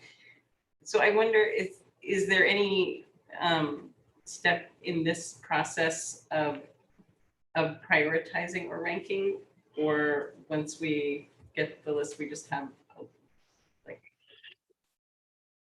originally I thought that there was going to be capacity or space in the current CIP for that. But looking at the list of things that are funded, designed, and are really shovel ready and need to happen, they kind of all need to happen, and they're all coming at us. Yeah. Which is why I'm lightly recommending that we just pause, get through that first little thing, and during fiscal year 23, we can begin to do that work to say, okay, nothing is literally or figuratively on fire. Nothing is close to breaking. We're not going to, have more issues if we don't take care of these things. now that we have the capacity to do this, what does this look like for us? You know, and to rank too in terms of, you know, that gives us some time to look at these asset management or, you know, reserve funding plans and say, okay, is this what everybody agrees upon about how we fund the work that we want to fund and what costing looks like? Because the hardest thing for CIPs is you have a really great idea, but you underfund it or you undercost it so much that you are surprised when year 3 it shows up. And for some reason, somehow it ended up with $1 million price tag on the list, but staff comes back and says that's 4 million. You know, that's kind of where we get a little shaky. Right. I mean, because I think also the other thing that's always been on the CIP since I've been looking at it, not always, is any kind of parking solution without using the term parking structure. Anyway, I guess I still think that there's like,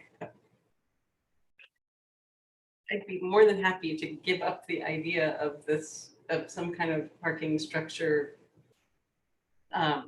concept if I felt like we could be a community, well, particularly in the village of White River, not necessarily in the more, or in Wilder and White River Junction, but to be a community where people can live without a car. I mean, that is, and that comes to increased public transportation. And I just keep coming back to that. And those are questions I have about the climate action plan too, which I'll bring up another time. But anyway, but the parking garage was a perfect example of, we thought it was going to be 3 million and then didn't do it. And a few years later, it was 10 million and those kind of things. And I mean, do any of us even want to bet with that? no, and I'm honestly like, unless it's something more dynamic than a giant cement structure, I'm not interested in that old idea anyway. But okay, so this is also still a working document, and I think this is the hard thing. This is the unenviable job of all of you and of me and all of my department directors too. And I'm making this because it's so much to hold and it's so many things to consider all at the same time.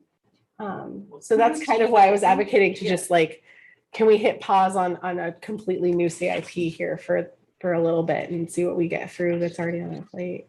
And that, I mean, just your presentation and giving us like a snapshot of the things that have like over just the last few years really come to fruition. Anyway, I'm grateful for your leadership and for Hannah's as well. So we'll see what we get through in 2022. Keep going. So that was really just my overview and it was just an ability for us to have a conversation. There's no recommendation, but. Good. Other Dennis, go ahead. Thank you again. So in regards to CIP, where some of you members have heard me say this multiple times, so forgive for that. But my thing with this is my general feeling on this is that I hope that we are taking care of what we already have before we take on new stuff. Because in some cases, we're having trouble taking care of what we have. We've got sidewalks that are crumbling along North Main Street, for instance, and other places. And so it's just troubling to sometimes to think of building new ones and we can't even take care of the ones we have. That's just an example. That's where I'm coming from in most of the CIP stuff, planning, whatnot. Loan forgiveness, we heard here a moment ago. I've never witnessed that. Maybe it happens, but is it a thing? Yeah, I'd like more of it. So particularly for some of the state revolving loan funds we get for our utilities for certain types of projects, for example, planning projects, they actually give you, say, $60,000 to do planning for a water and sewer replacement, but because they're so excited that you're improving your infrastructure, they forgive half of the debt. And with different types of projects within those funding resources, they have different levels of loan forgiveness. So it's kind of a different way of saying it's a grant. Okay. Well, that's good to hear. On page 5, we've got CIP should include as much possible general costing and timelines and so on.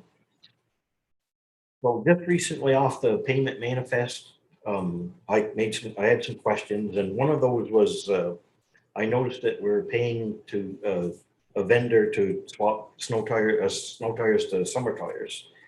And I thought, how could that be? Because I know we have the equipment to do it, because I toured the DPW garage and saw the lifts and all the tools and whatnot. And I just learned that our balancer has been out of action for a year or two. And that's something I would hope that would just get replaced. It's something that we have and needs maintained, fixed or whatever. And so I hate it when I hear things like that, that we're not keeping up with things. So, Dennis, one of the things I think I gave you some more context about via email is that it's not just the balancer. There's a bunch of new regulations and training that needs to happen. So it's not just one piece of equipment. It's a lot of other things. In that case, that is going to cost us more money than just a tire balancer. So it's not just one piece of equipment. We're not taking care of our things. New regulations mean it's actually much more cost efficient for us to cost those out to someone that has the training and skills to deal with the modern state requirements of all of those things. So back in the day, you know, anybody could go change a tire, and now that's just not the case. And is I've that, done it. yeah, we can't let you down to the courtyard to do it anymore. I think it's important to note too, particularly during COVID and now, I mean, globally, hiring is just a crisis. We've made some decisions within Public Works. We have one mechanic who takes care of the entire fleet for everything here. And so we've made some decisions on things that, we have to prioritize our, mechanics' time to things that he can really fix and make a difference budgetary wise. So sometimes farming out things like seasonal tire changes and stuff like that. Those are some decisions we make to take the most advantage of our staffing and that we feel like are economically valuable to our budget. I understand. I get that. It's too bad we had the equipment. But years ago, I think, might even been this parking lot, I saw a town plow parked here and saw a vendor plowing it. I don't care if we have somebody else do it, but let's not buy a truck and have it sit and have somebody plowing it. So that's more where I was coming at from, that sort of thing. And the last thing, topic for another day, but the North Heartland Road Sidewalk project. I don't know if anybody remembers, but I've been a strong advocate of trying to route that away from Route 5, away from and back of the Super 8 motel instead of along Route 5. And if there was ever a way that could be done so that it didn't go along Route 5, which I think is much more dangerous and more opening up some of the Super 8s parking lot and so forth. I hope we can look into that if there's still a chance, because I would think that would make a lot more sense. That's all I had. Thanks, Dennis. Other questions, comments? Would people like to take a 5-minute break? Yeah. Right now, since we're ahead of schedule. We'll meet back at 2 minutes of 8, and then we can go over to Hannah. Okay, thank you.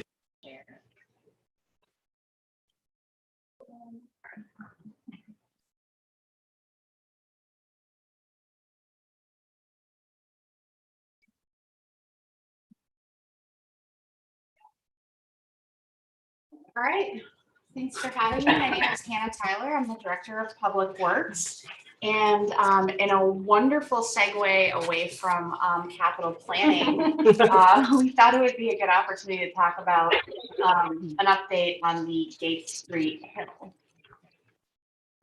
So without getting into all the historic details on the memorandum that I've provided, where we're at right now is that we had $30,000 allocated in our capital plan, our capital improvement plan for fiscal year 21 to do some kind of Band-Aid improvements, improve the roadway surface and try to tackle the railing on that roadway. And I'll scroll through some, sorry, I'm open time tonight. I'll scroll through some pictures in a few minutes. But part of the conversation is that we hired Pathways Consulting to start taking a fresh look at the measurements for movement that we were doing a couple years ago. And unfortunately, they've discovered that one of the spots on the wall that they've been monitoring has actually moved by over 2 inches. That's new information to us. When we did the last round of monitoring, there was no movement. And, you know, so while we're getting this all cleaned up, the road surface is in much worse condition than we really anticipated. And so internally, before we even involved Tracy into the conversation, from a public works perspective, you know, we had some hard conversations about, you know, even with the $30,000 that we have, is it possible to make this a safe place for pedestrians and vehicles to use? And is it a good investment into that roadway? So I'm going to scroll through and show you some of the pictures we have. So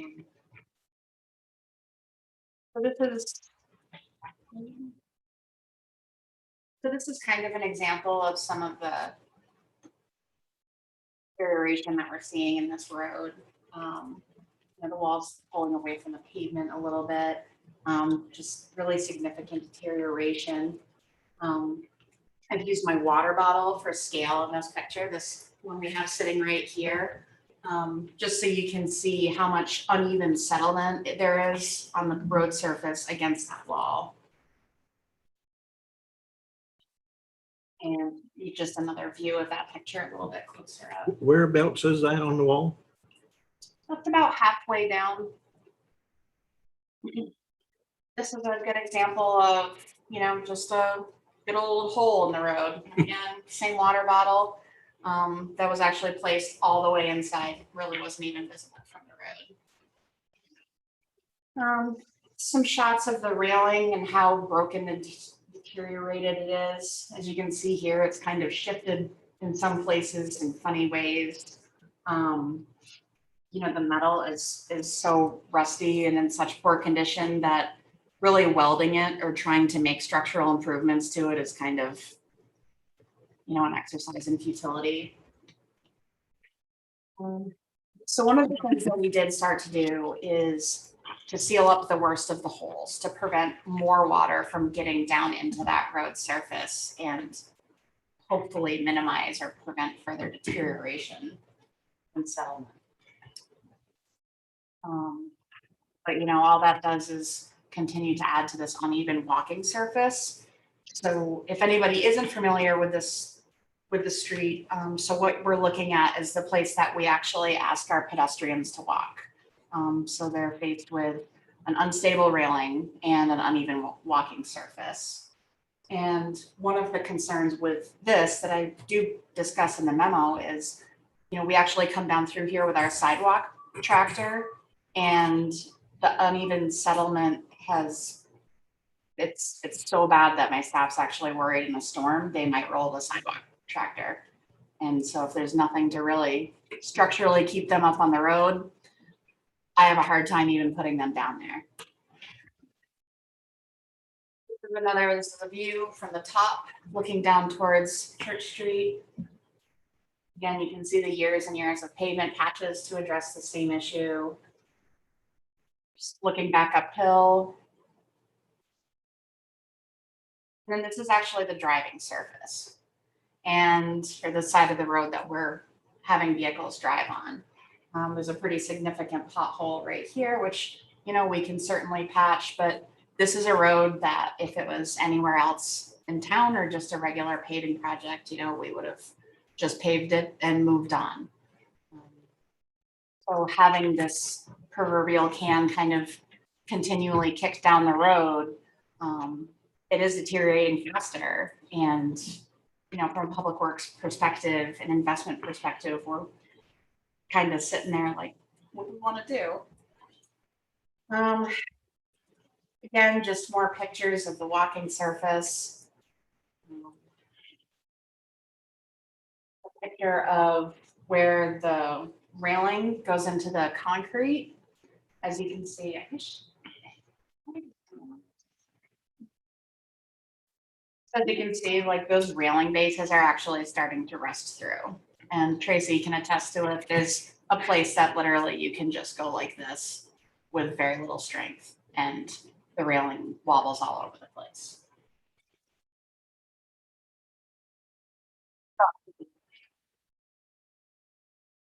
Here we are. Public Works staff and Tracy have, I don't want to speak for you, I apologize. No. Really have significant concerns that this is at a place that if it was any other street in town, we wouldn't endorse it as a safe place for our vehicles and pedestrians to travel.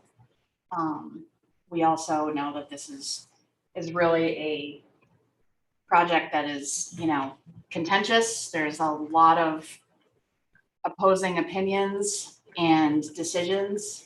But we feel pretty strongly that we should maybe consider closure to vehicular traffic until we are absolutely sure what we want to do with it on a permanent basis moving forward. Kim, go ahead. Did Pathways also do the previous study when there wasn't any movement? That's correct. Any indication of like it's just increased deterioration or just? I mean, really all that we're having them do is they have points along the top of the wall that they bring out their instrumentation and they take fresh shots every, I can't remember, now I apologize, it's 2 or 3 months that we've signed them back on for.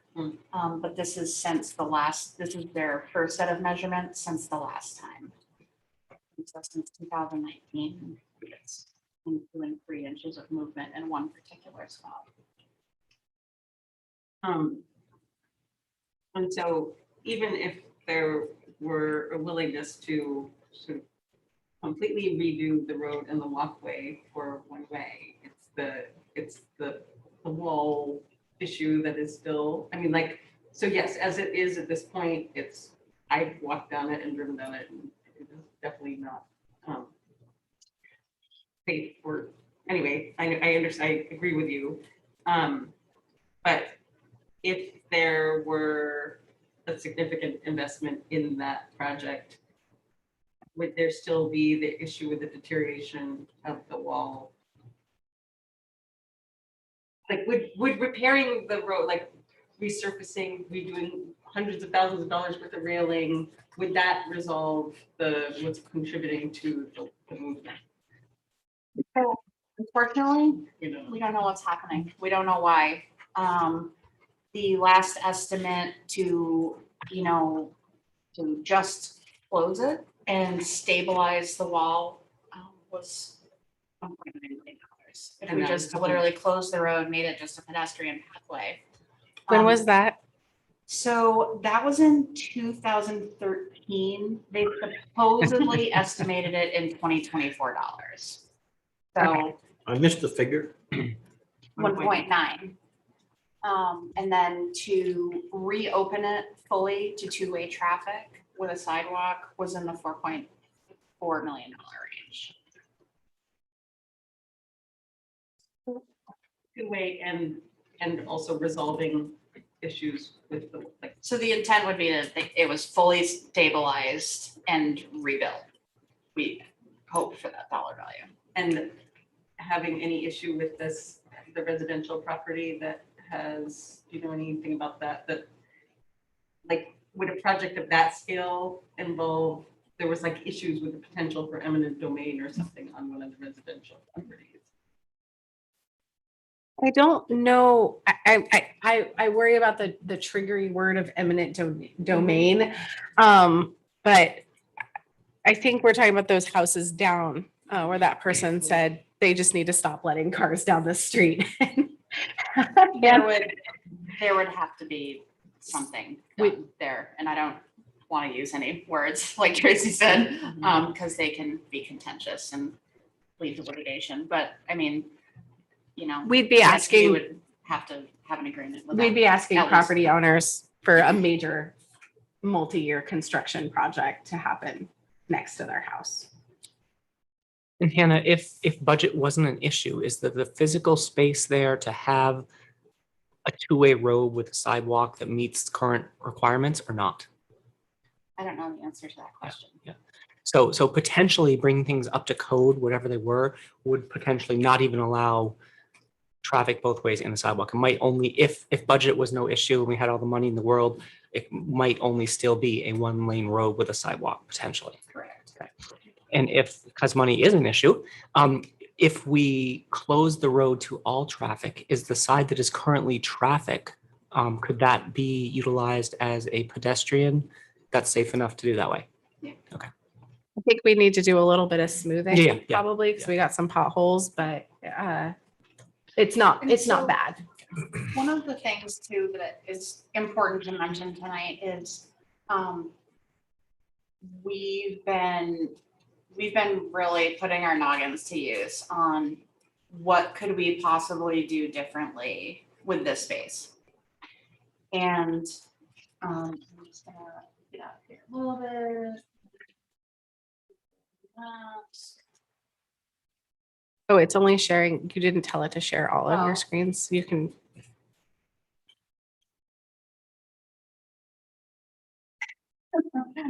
Go up. There we go. Yep.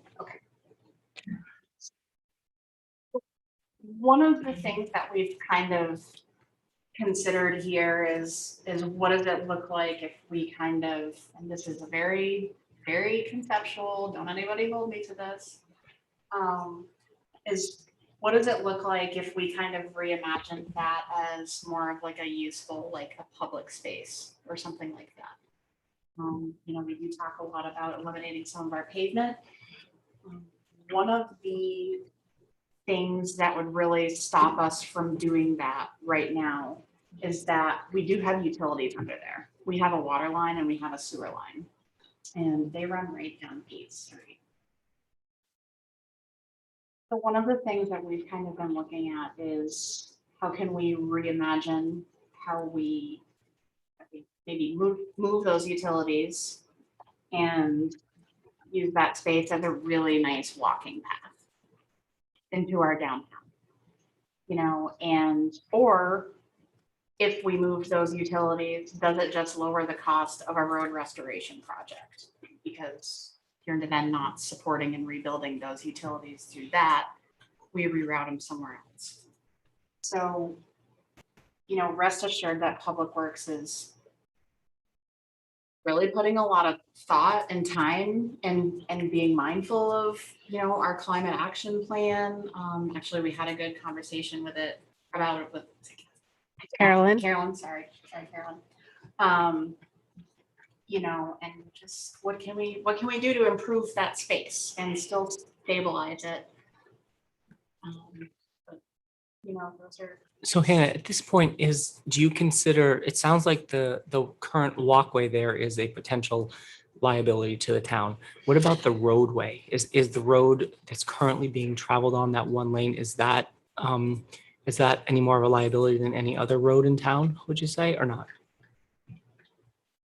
I would say it's one of our worst ones. I wouldn't necessarily call it a liability. The problem is that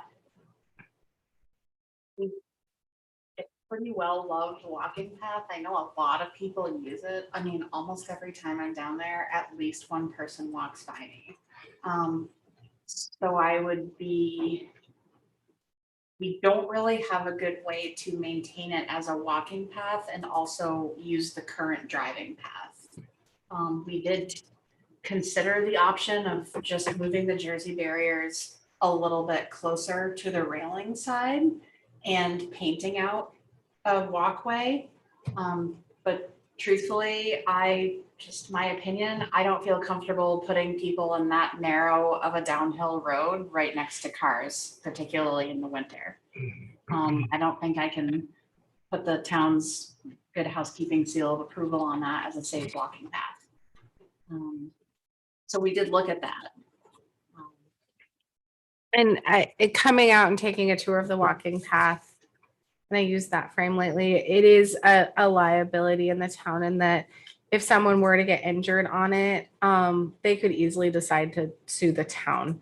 And that is something that does happen. We want to pretend that it doesn't and that folks in Hartford wouldn't do that. But if someone's decides, falls over and hits that railing, twists an ankle, it concerns me. And I know I've only been here 5 months, but when we went out there, my gut reaction was, oh my gosh, this is really risky and unsafe for our residents. And having a background, having done some work on streets paving in other cities, just and Hannah confirmed this with me, where I thought, this is beyond just a simple fix. The street structure itself is deteriorating. So that's kind of my concern. I mean, I definitely rely on my public works team when it comes to construction and structural things, but we're lucky we haven't gotten sued yet. So Hannah, maybe could you, in whatever time frame sort of works for you, the next month, 3 months, sort of come back to us with what your recommendation would be after maybe consulting with Pathways a little more, as to what the next step would be for liability reasons and what our options might be? So we retained Pathways for their surveying expertise. And I know they provide some civil structural recommendations.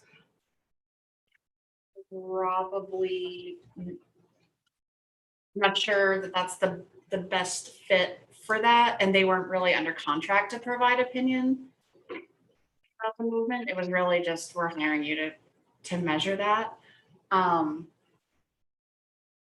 So I guess what I'm really looking for is your recommendation as the public works director as what we should do, because we know it's a liability. So from your standpoint that oversees this, what should the town be doing to make sure that it's safe, in whatever capacity that is, So I think at this point, I mean, my conversations with Tracy are to actually close the hill off and clearly secure and define a pedestrian walkway that is closer to the uphill side.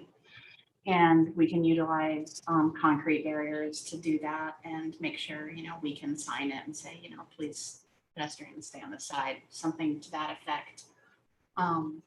But I mean, in terms of next steps for a real project, that's something that I think we need to, make sure is at the forefront of, although we aren't reimagining our capital plan this year, but really taking a fresh look at what we want to do with that project. And I don't know, I mean, we can try to do something within the next 3 months. We also don't have any money budgeted for any engineering or anything for that project. So it puts us in a little bit of a pickle in terms of that. Kim, go ahead. I have a question, but also Mike Boris has his hand up as well. So when we get to public comment, did I hear you correctly that because of the water and sewer running under there, it can't not be paved? Like, could it be transitioned to like gravel footpath? We typically don't do that because if we need to access it with our vehicles, so if there were a water main break, so, I mean, we would have to be able to get our equipment and everything in there. And if it's being mowed and stuff, you have to protect the underground infrastructure from that weight and stuff like that. If you have plows, I mean, even if it's a gravel walking path, we would still have to, send the loader down or something to keep it clear in the winter somehow. So we try hard not to put underground infrastructure that could be damaged under anything other than asphalt for structural reasons. Joe, you have a question? You said that the price tag, if we did it right, will be somewhere in the neighborhood of $4+ million. Is that accurate? That was in 2013. Doesn't, and having been up there and walked it, it is a disaster right now. And we need to do something about this sooner rather than later. I cannot in good conscience go that we should have this as a paved road. It just doesn't make fiscal sense. Doesn't make fiscal sense for people with heart, particularly the number of people that use it. This doesn't make sense. So I would go towards, I almost think that it would make sense to remove the utilities and make it footpath only. Now I'm going to upset some people, a lot of people, but it's okay if we do the right thing, and I think that's the right thing. So the one thing that I just want to be like absolutely crystal clear on the record, even if we were to remove the utilities, we still have to do something to stabilize this. Okay, I just want to be sure. I understand that, but everybody's fully- that's the lesser of two evils.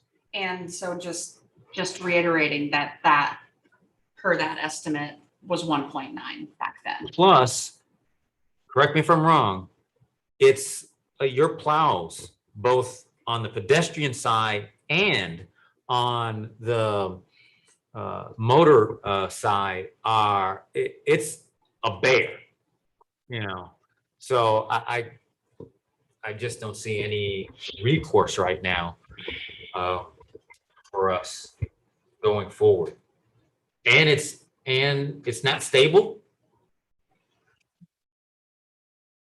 I don't, call me silly. Hannah, do you have a sense of the cost of rerouting the utilities elsewhere? Just curious. Not at this time. This was literally this week, like, throwing darts at the board and sitting around at lunch and napkin sketches. And Yeah, I would just be curious as to the cost comparison for sure of the 1.9 to 4.5, which is probably much higher at this point. Of 4.5 billion was in 2013. So yeah, anyway. Other questions or comments? Dennis, go ahead. Thank you, Mr. Chair. I've got several comments, questions here. I drive on this and walk on it regularly, so I'm pretty familiar with it. And I'm not too surprised to have this report from us, because it just seems like just this between spring and now, it has got the slope, the sideways slope to it that Hannah described. And I was trying to imagine myself, even before I saw this, how somebody would walk through there and plow with that. I don't know if they'd flip over, but I mean, if you're plowing into slippery, it's just going to send you into the edged guardrails and perhaps over. Maybe that's what you're talking about. But I would think that'd be pretty risky plowing that. The side, the part, the walkway part that we've got buried. So let's see here. It was a few years ago that this measuring thing's gone on for quite a few years, and there was I don't know what happened, but a few years ago they measured, and it for some reason it moved up slightly uphill. So that was in Leo days, and I don't know if anybody remembers that, but it went up slightly, so that it was clear it wasn't going up. That was just something happened wrong, and so we basically started over on this measuring thing. But that was when staff was doing the measurement, not. Maybe you're probably right. Yeah. You're probably right. Is any of this been measured or checked for the inside wall of the other side of the road wall to see what's happening there or anything? we have not. I mean, that looks fine from just, it doesn't look like it's leaning or cracked or, it looks good. So. I think Kim mentioned about the house at the bottom that resident had come in and in open meetings and talked to us about it some time ago. And his thing was that he wanted to know what we were doing because he rented a lot of he has apartments, I believe. And so he wanted to get an idea of what we were thinking. I don't think we were threatening necessarily eminent domain. I think it was just that he may sell it freely, but he just had to know what was going on so he could let his tenants know. So, but I don't know if any of you know that, but so that if we're going to do something that might affect his operations there, we should probably be upfront and have him he's a stakeholder. And so as I said, I walk and drive this frequently, but we did a tour of it quite a few years ago too. And at the top, if you look over or if you go up through Maplewood Terrace, I believe it is, the one that goes out in back of the Bugby Center, and you either look down or up, there's rebar in there that's broken. It's the cement's cracked and the rebar is stretched and it's rusted and it's cracked and it's terrible shape. The bottom part, from Maplewood down, I don't think is having problems until you go almost to the top.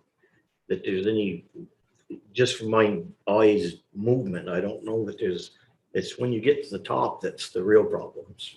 That accurate, somewhere near the top, not right at the top, and then going forward. I'm not following you, I guess, visually. Yeah, well. Are you when you say the top, are you talking about the section between Fairview Terrace and when you Wildwood get up to Terrace? Fairview Terrace, yeah. Yeah, like that little curvy part between those two streets, and there's a house right there. Up here.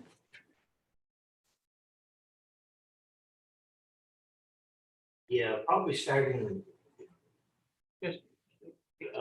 UK's.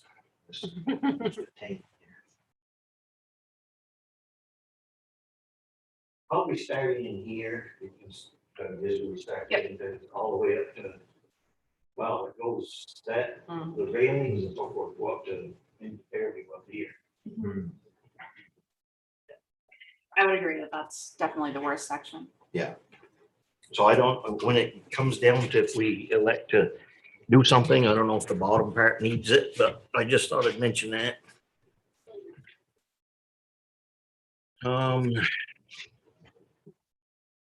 Oh, as far as having this as a pathway, I enjoy walking up and down it, although it's a stretch going up. But we also, instead of do that, we go down Fairview Terrace to there's a path that ends up down at the bottom of the village. That's a nice walk down through there.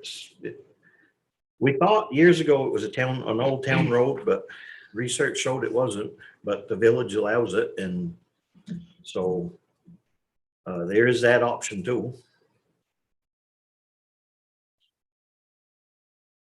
I was curious about the water sewer line talk, and what I was thinking of is I think we were told not so long ago that the water and sewer line that's underneath that is approximately 100 years old.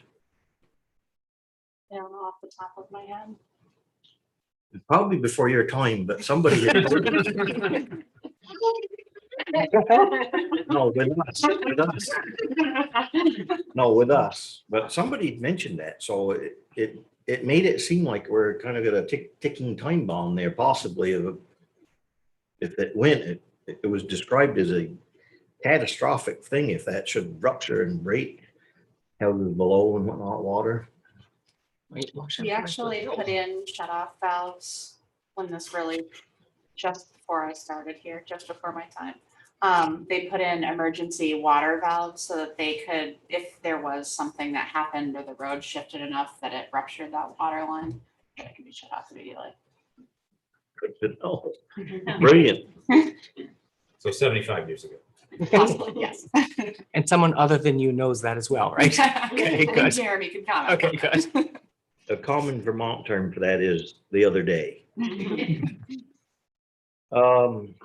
And then it was suggested about eliminating it. or moving it, but I don't know. I can't imagine if we were to switch gears and try to move that, where you would move it to. I mean, it's a vital line there, I'm sure. So what would you do with it? So again, super, super preliminary. Yep. What we talked about is actually moving it so that it comes back down Fairview Terrace. And there's kind of an interesting little change in the topography here that would allow us to come down this little, there's like a swale kind of situation here, and then tie into the lines on Church Street. And it's not really a huge infrastructure. I mean, certainly new water line is, but it's not really that far.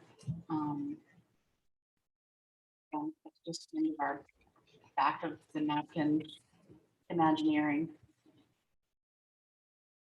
Say Okay. Imagineering. Yeah, like Disney. Those are Imagineers.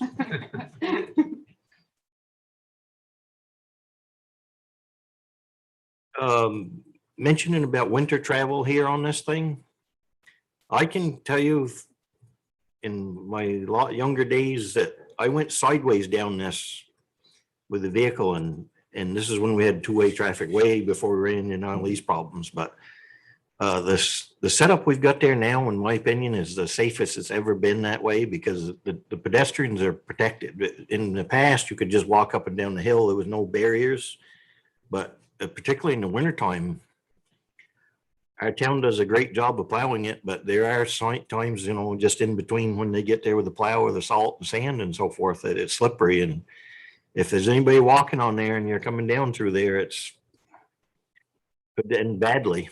So I was very sensitive to that. Yeah, and the railings are mentioned too. The railing. Oh, I'm sorry. It's just, Oh. they're the scariest part for me. So go on. Me too, I think, because I think I don't know how that got engineered, but it's pretty rugged in spots because some of it's railroad track, I think, old railroad track for the upright parts. There's some pieces in there, I think, particularly at the top, but they're right on the edge of the wall. I mean, if you, and then the pieces in between, as it was pointed out, are loose or wobbling or rusted. And by the time you hit that and go over any, you're over it. That's very, very bad. Not the guardrail part on the way up that we saw earlier, but the top where it's just like angle iron and uprights. There's really no protection there for anybody that would hit that. And finally, my last comment is, I can't imagine shutting this off. And one thing that makes me wonder about this is that, we're talking about climate emergency and so forth. And then if we were to shut this off, all the cars that are down there are going to have to go all around to get downtown and so forth, times a few thousand a day and so forth. And so if we're really trying to streamline traffic and so forth, I just can't imagine shutting this totally off and keeping that in mind, because there's just going to be a lot of extra fuel traveling all around, times of several thousand trips a year. So thank you very much. Dennis. Dennis, one of the things to think about, and I know you like numbers, is we just did that speed study on Heartland Queechee. Yep. And I think we had about 4,000 a day that were hitting that. We had Summer Street, we had 200 a day. If I'm right, Hannah, we have about at most 100 a day that are going down the street. So it's not a major thoroughfare for us. It might feel like it. It's definitely something that we can look at again in terms of how many cars are actually traversing it. But it's a good thought, but it's hard for me to think too without good numbers on how many cars we're actually seeing go down. There were, and maybe you've got this information, but I know that they put the lines down to tell you how many cars went through, and I thought it was in the hundreds. I don't remember what it was. So I have it right here. Oh, In see, there we go. She always has all of her numbers. in a 2-week period of time, when they did the study, there was 1,484 cars. So for, About you know, 100 a day. for 14 days. it's about 100 Okay. a day. Yeah, and just a further thought, when we were having these discussions before, you know, the neighbors from when we shut it off for a short period of time there, were saying about all the increased traffic near their houses they weren't used to. And so I'm sure we'll be hearing from them justifiably. And while the other part of that is the folks on Fairview, Lower Fairview will be delighted because they'll have less traffic. But anyways, more to come. We're going to hear more about this, but some big decisions here on this one. And I think a really well-timed detour is important. Actually, Lisa told me today I can't remember if she was coming or going from lunch, but there was a tractor trailer stopped at the top of the hill because they didn't know where to go and weren't gonna make it down. So, you know, certainly if we move. I don't want to interrupt, but I thought of something. This came up because we were talking about the underpass and the trucks that keep getting stuck under that, and if there was a way to like signal with Google Maps and Apple Maps or whatever. And I remember you had talked about making efforts toward trying to have that route kind of signaled as not a through way or something like that. Does this ring a bell? And if so, did you ever have any success? We didn't have success when we reached out to Google. There are apparently truck-specific GPS software, and they will advise truck traffic on things like that. We started to look at some signage for there, which we can do. And I think when Tracy and I talked about this, it seems like it happens a lot, but it's only been a couple of incidences, like even in 5 years. So the underpass thing. Yes. Yeah. So when thinking about, you know, adding a lot of signs that, you know, if they've already not seen the signs that say, you know, low underpass, you know, trying to balance how many signs. Sign pollution's a thing, and, you know, we have a beautiful downtown. So those are things we can definitely still talk about. But And I didn't mean to take the attention off that. I was just remembering that you talked about trying to get that notification so that on a regular GPS or Google Maps that it would say not a through road. Google doesn't do it. Doesn't do it. Yeah, even to kind of protect the road from, say, a large U-Haul, or you're getting a new appliance from Home Depot. There's really, Google will not let us say this is a really bad idea. You should not do this. Yeah. I just looked up just for context, and I know that this is hard, and I apologize. I wish I would have done this sooner. We were having this discussion previously in September of 2017. That was the last time that we talked about this and closed the street. This is when we closed the street and made that decision. Was September of 2017 is when the last board said, let's go ahead and close the street. No, it had to be after Does it that. say how long that was for? 2018. Yeah. No, I was just able to look up kind of when the select board officially It wasn't closed the that long. street. So I have that timeline. Maybe that was it. Okay. In the 2017. Is right This, there. yeah, this is when the kind of the first pictures came up But of then, and it deterioration. was subsequent to then that we talked about it a lot, and that is when we opened it up. And I think Mike will have some comments too, but there was proposals on opening one way with a light or just, you know, anyway. Yeah. So we definitely need Yeah. to discuss a lot. Up or down? Yeah. And I was here for that presentation, and at the time that was based on, you know, there wasn't any data showing that the road was moving, you know, the road surface condition was better. We did quite a bit of public outreach. We did a survey monkey survey, got a lot of feedback. And, you know, ultimately the board at the time decided to do the one-way downhill based on, you know, other options that were available at the time.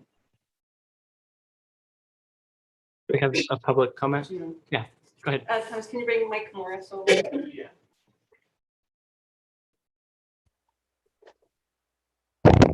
Hello, everybody.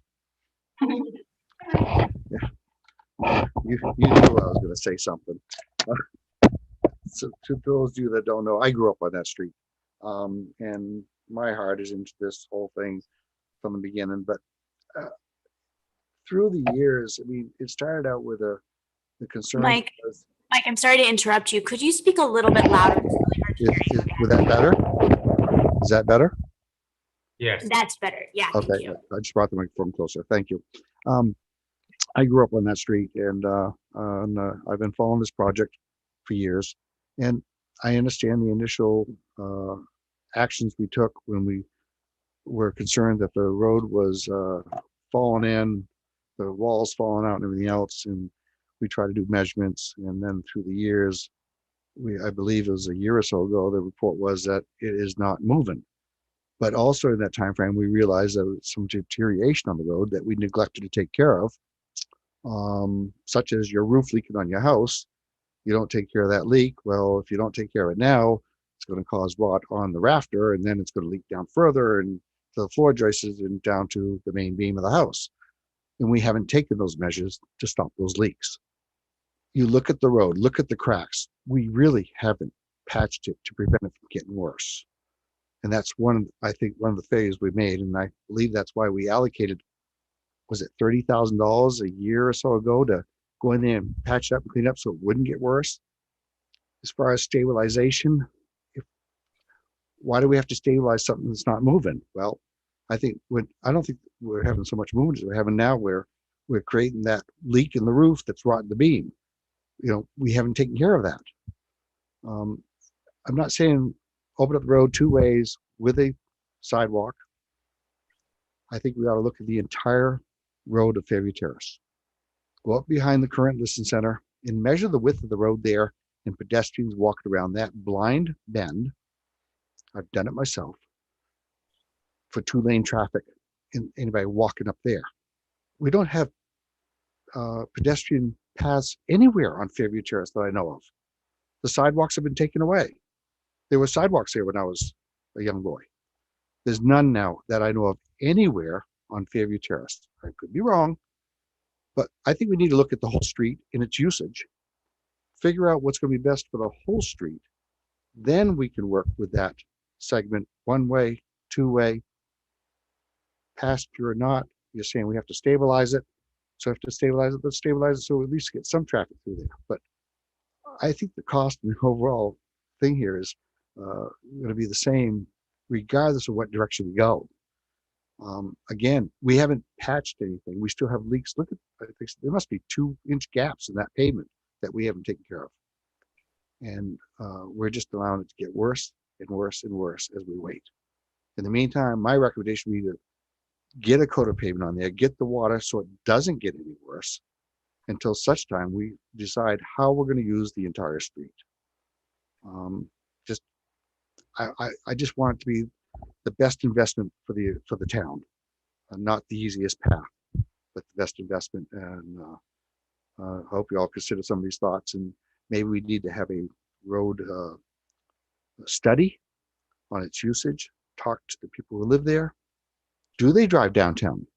Maybe some of those people always drive to West Lebanon to get food. They don't go downtown. Let's find out these things, and we'll know how much of a need it really is. But anyways, thank you for your time. And I know everybody's working hard on this and wants the best, and so don't I. So please you consider some of these thoughts. Thank you. Thanks, Mike. And anything to add? Are you good? Okay, great. Okay, super. We'll look for you to enlighten us more when it comes up on your radar. Do we need anything from them if we feel the need that we need to close this to vehicular traffic sooner rather than later? I mean, if the board want that to be a motion, even if it's at a future meeting about closing it temporarily. Yeah, I mean, because here it's just as an information item. So Yeah. I think we need something that comes to so that people can make a public comment if they want to with your recommendation. So if that's what I'm saying, take a little bit of time, think about it a little more and decide if that's what we need to do, if it's temporary or what, and just recommend to us based on your expertise what should happen. Okay, Thanks. you might see Gate Street again at the end of the month. Great, thanks, Hannah. And please be safe if you're walking down there. Okay, so strategic equity and inclusion plan. Thank you, Mr. Chair. One of the things that I've been talking about with the strategic plan is the need for the town manager to meet with the one or both of the authors of the plan. That has been or will come to fruition next week, actually with myself next Tuesday. She, in essence, will be the point person for most of this to happen. So I wanted to make sure that she is fully abreast of the plan, how it was detailed, and what questions she had for the implementation grid. After that happens, then she and I will meet with the new chair and possibly vice chair of H. Corey and go over their thoughts concerning the strategic plan. We'd like to discuss it with the department heads and all, and then eventually bring it to you as a select board. That's where we're at right now with it. And, you know, once that happens, then we can have a fuller discussion concerning. Does anybody have any questions? Cool. Thanks for the update, Joe. No Look worries. forward to that. Thank you. Okay, that will bring us to commission meeting reports. Dennis, were you at the demolition standards? 'Cause I was. I logged in and I didn't realize it was in person also, so I was trying on Teams. Anyway, so I'd like you to report on that because I was not able to attend the full meeting, if you don't mind. Sure. So the demolition, this is good, Chair. Yeah, go ahead. It's taken a bit of a shift. It's now a demolition delay plan, not necessarily trying to eliminate demolition, but delay so they can record it. And I hadn't known of any of that before I went to the meeting. They've always been doing some work on it. I think there'd be a lot less opposition to this. It should be a lot less fees involved to demo your building. It may take in order to log it, take photos on it, measurements and so forth, so it can just be recorded in our history. It might take 30 to 45 days through all the warning periods and so forth to do this, but they've obviously done a lot of work on this. And so it's probably going to come before us for too long. In with that delay, there's also a chance to let anybody that's demoing be aware of any possible grants that they might change their mind. I didn't know it till the previous meeting before that I guess those grants are fairly minimal, so that may not work, but at least they'll be at least aware. So that's about it on that. I have other things. You want me to keep Sure, go going? ahead. Yeah. This last night, the Conservation Commission met and they're working on logging up there. They're still working on it. Logging the town forest up there in the bid process and so forth. They spent a fair amount of time talking about there's a pull off. I guess they showed Tracy along the river with some trash that's on private land, and they were asked to send volunteers to pick it up. I have not seen this myself. Apparently it's down over a bank. It's news to me. Oh, okay. I thought he said he grabbed you maybe it was Lori he grabbed. Okay. I bet that's what it was. I'm sorry. Anyways, whether the Conservation Commission or volunteers, apparently somebody has dumped furniture and so forth along the river. Is that on Old River Road? Yeah. Yeah, I've seen it. There's a lot of stuff down there. I need to go see this myself. Is this near the trailer? RSD trucking. Yeah. It's Okay. between the VA cutoff and RSD, the big warehouse Okay. down over the bank. Yeah. And so a lot of people go there to swim and just hang out too. So, I mean, it'd be a shame to close it off, but it's a shame that somebody's dumping all this furniture and For so forth. years. Yeah. Oh, They said it's been an ongoing thing. Yeah, and you know, what do? You leave it and just say we'll live with it, or, because I think when you have trash like that, it just multiplies, because then you think it's a free dumping ground. And you know, do you put up a sign? It's on private land, it's RS, it's part of RSD, I guess. And you know, do you put up a sign and maybe in the town right away saying, oh, this is a no dumping zone or something? More to come on it, but that's what they're working on. I'm kind of troubled by that. I just wish we were, and as a whole, doing better, we people. They had a work detail. I participated in it here a few weeks ago, and they built a new bridge up in the town forest. It was 16 foot long, and quite the heavy pressure treated boards that we carried down quite a ways to get down to this, but we did it. They also mentioned they're working quite handsomely together with the mountain bike group that's up, that uses that a lot, and they participated in the work detail and contributed to that too. And they're also working, I know this stems back to at least Leo, of trying to have consistency. I don't know how involved you are in our logos, the town logo. I have discovered that we could definitely do a better job. Yeah. Making sure that the logos are consistent, high quality, and that we understand the technical colors behind each one of them, so we can replicate that color scheme across. Okay. Well, anyways, they're working on that, because I thought the Energy Commission, this is a while back, was going in a different direction with their own logo, and but then the idea was to have consistency, but also you know, I think it's the rec department that created that, so I don't know if they copyrighted it or if we're willing to share it, but it's a very nice one. I don't know if anybody's really studied it, but it's an H in the middle. If you look closely, it's the shape of Vermont in the middle of the H, and then it's got a swirl. They thought I said squirrel last night. It's got a swirl around it that's in 3 different colors, I think, to signify the 3 different rivers that we have here. It's quite nice, and they have theirs with recreation department or whatever underneath it.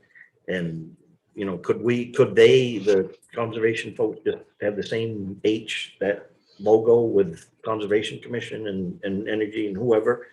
So more to come on that. It's I'm sure a Tracy thing, but they're giving quite a bit of thought to it anyways, to try to reel that in. And that's all I have. Thank you. Thanks, Dennis. Ally, do you have anything? Nope, can you start moving along with their current projects? Great. Yeah. Joe, anything? H. Corey met last week, said goodbye to Aileen. And John officially took over for his first meeting as John Hall, that is, as chair. They elected Sarah Ormsby as vice chair. Also, they talked about, or we talked about, I should say, supporting Lebanon in their charge to create a diversity, equity, and inclusion committee as well. So they're going to keep an eye on that, and any help that they can give Lebanon in doing that, they're going to do. That was it. Great, thank you. Kim? I'm trying to get to the. Gotcha. Technology. Dan, I have a quick reminder for everybody. And I thank you, Gail, for reminding me that I forgot to say this earlier. Tax bills are being printed and going out. So we'll be doing a big push both in the Valley News and on our social media campaign and on the blinker sign. But the first installment of your tax bill is due August 20th. So they went out on the mail today, and people may have gotten an email, because if you signed up to get those email alerts, you got an email that your tax bill was ready, but you haven't gotten your paper bill yet because it's the post office. So we'll have the blinky sign out front. We'll have reminders in the newspaper, and we'll have reminders on our social media, but just remind folks, taxes are due August 20th. Thank you for the reminder. Okay, I think that brings us to consent agenda. Anyone else want it? Mr. Chair, I move that the select board approve the consent agenda, including payroll ending July 10th, 2021, And the meeting minutes of June 15th, June 29th, and July 6th, 2021, as well as the AP manifest of July 8th and July 13th, 2021, and the next select board meeting date of August 24th, 2021. There's a second? Second. Second from Joe. Questions or comments? Hearing none, we'll call the question. All in favor, say aye. Aye. Unanimous. Thank you. Okay, we have no executive session this evening, so we'll entertain a motion to adjourn. I would like to move. Second? Second. Kim, all in favor? Aye. Aye, Unanimous. Thank you. We'll close this meeting at 8:58. that's Thank before 9. Yeah. Thank you. Tracy and Dan.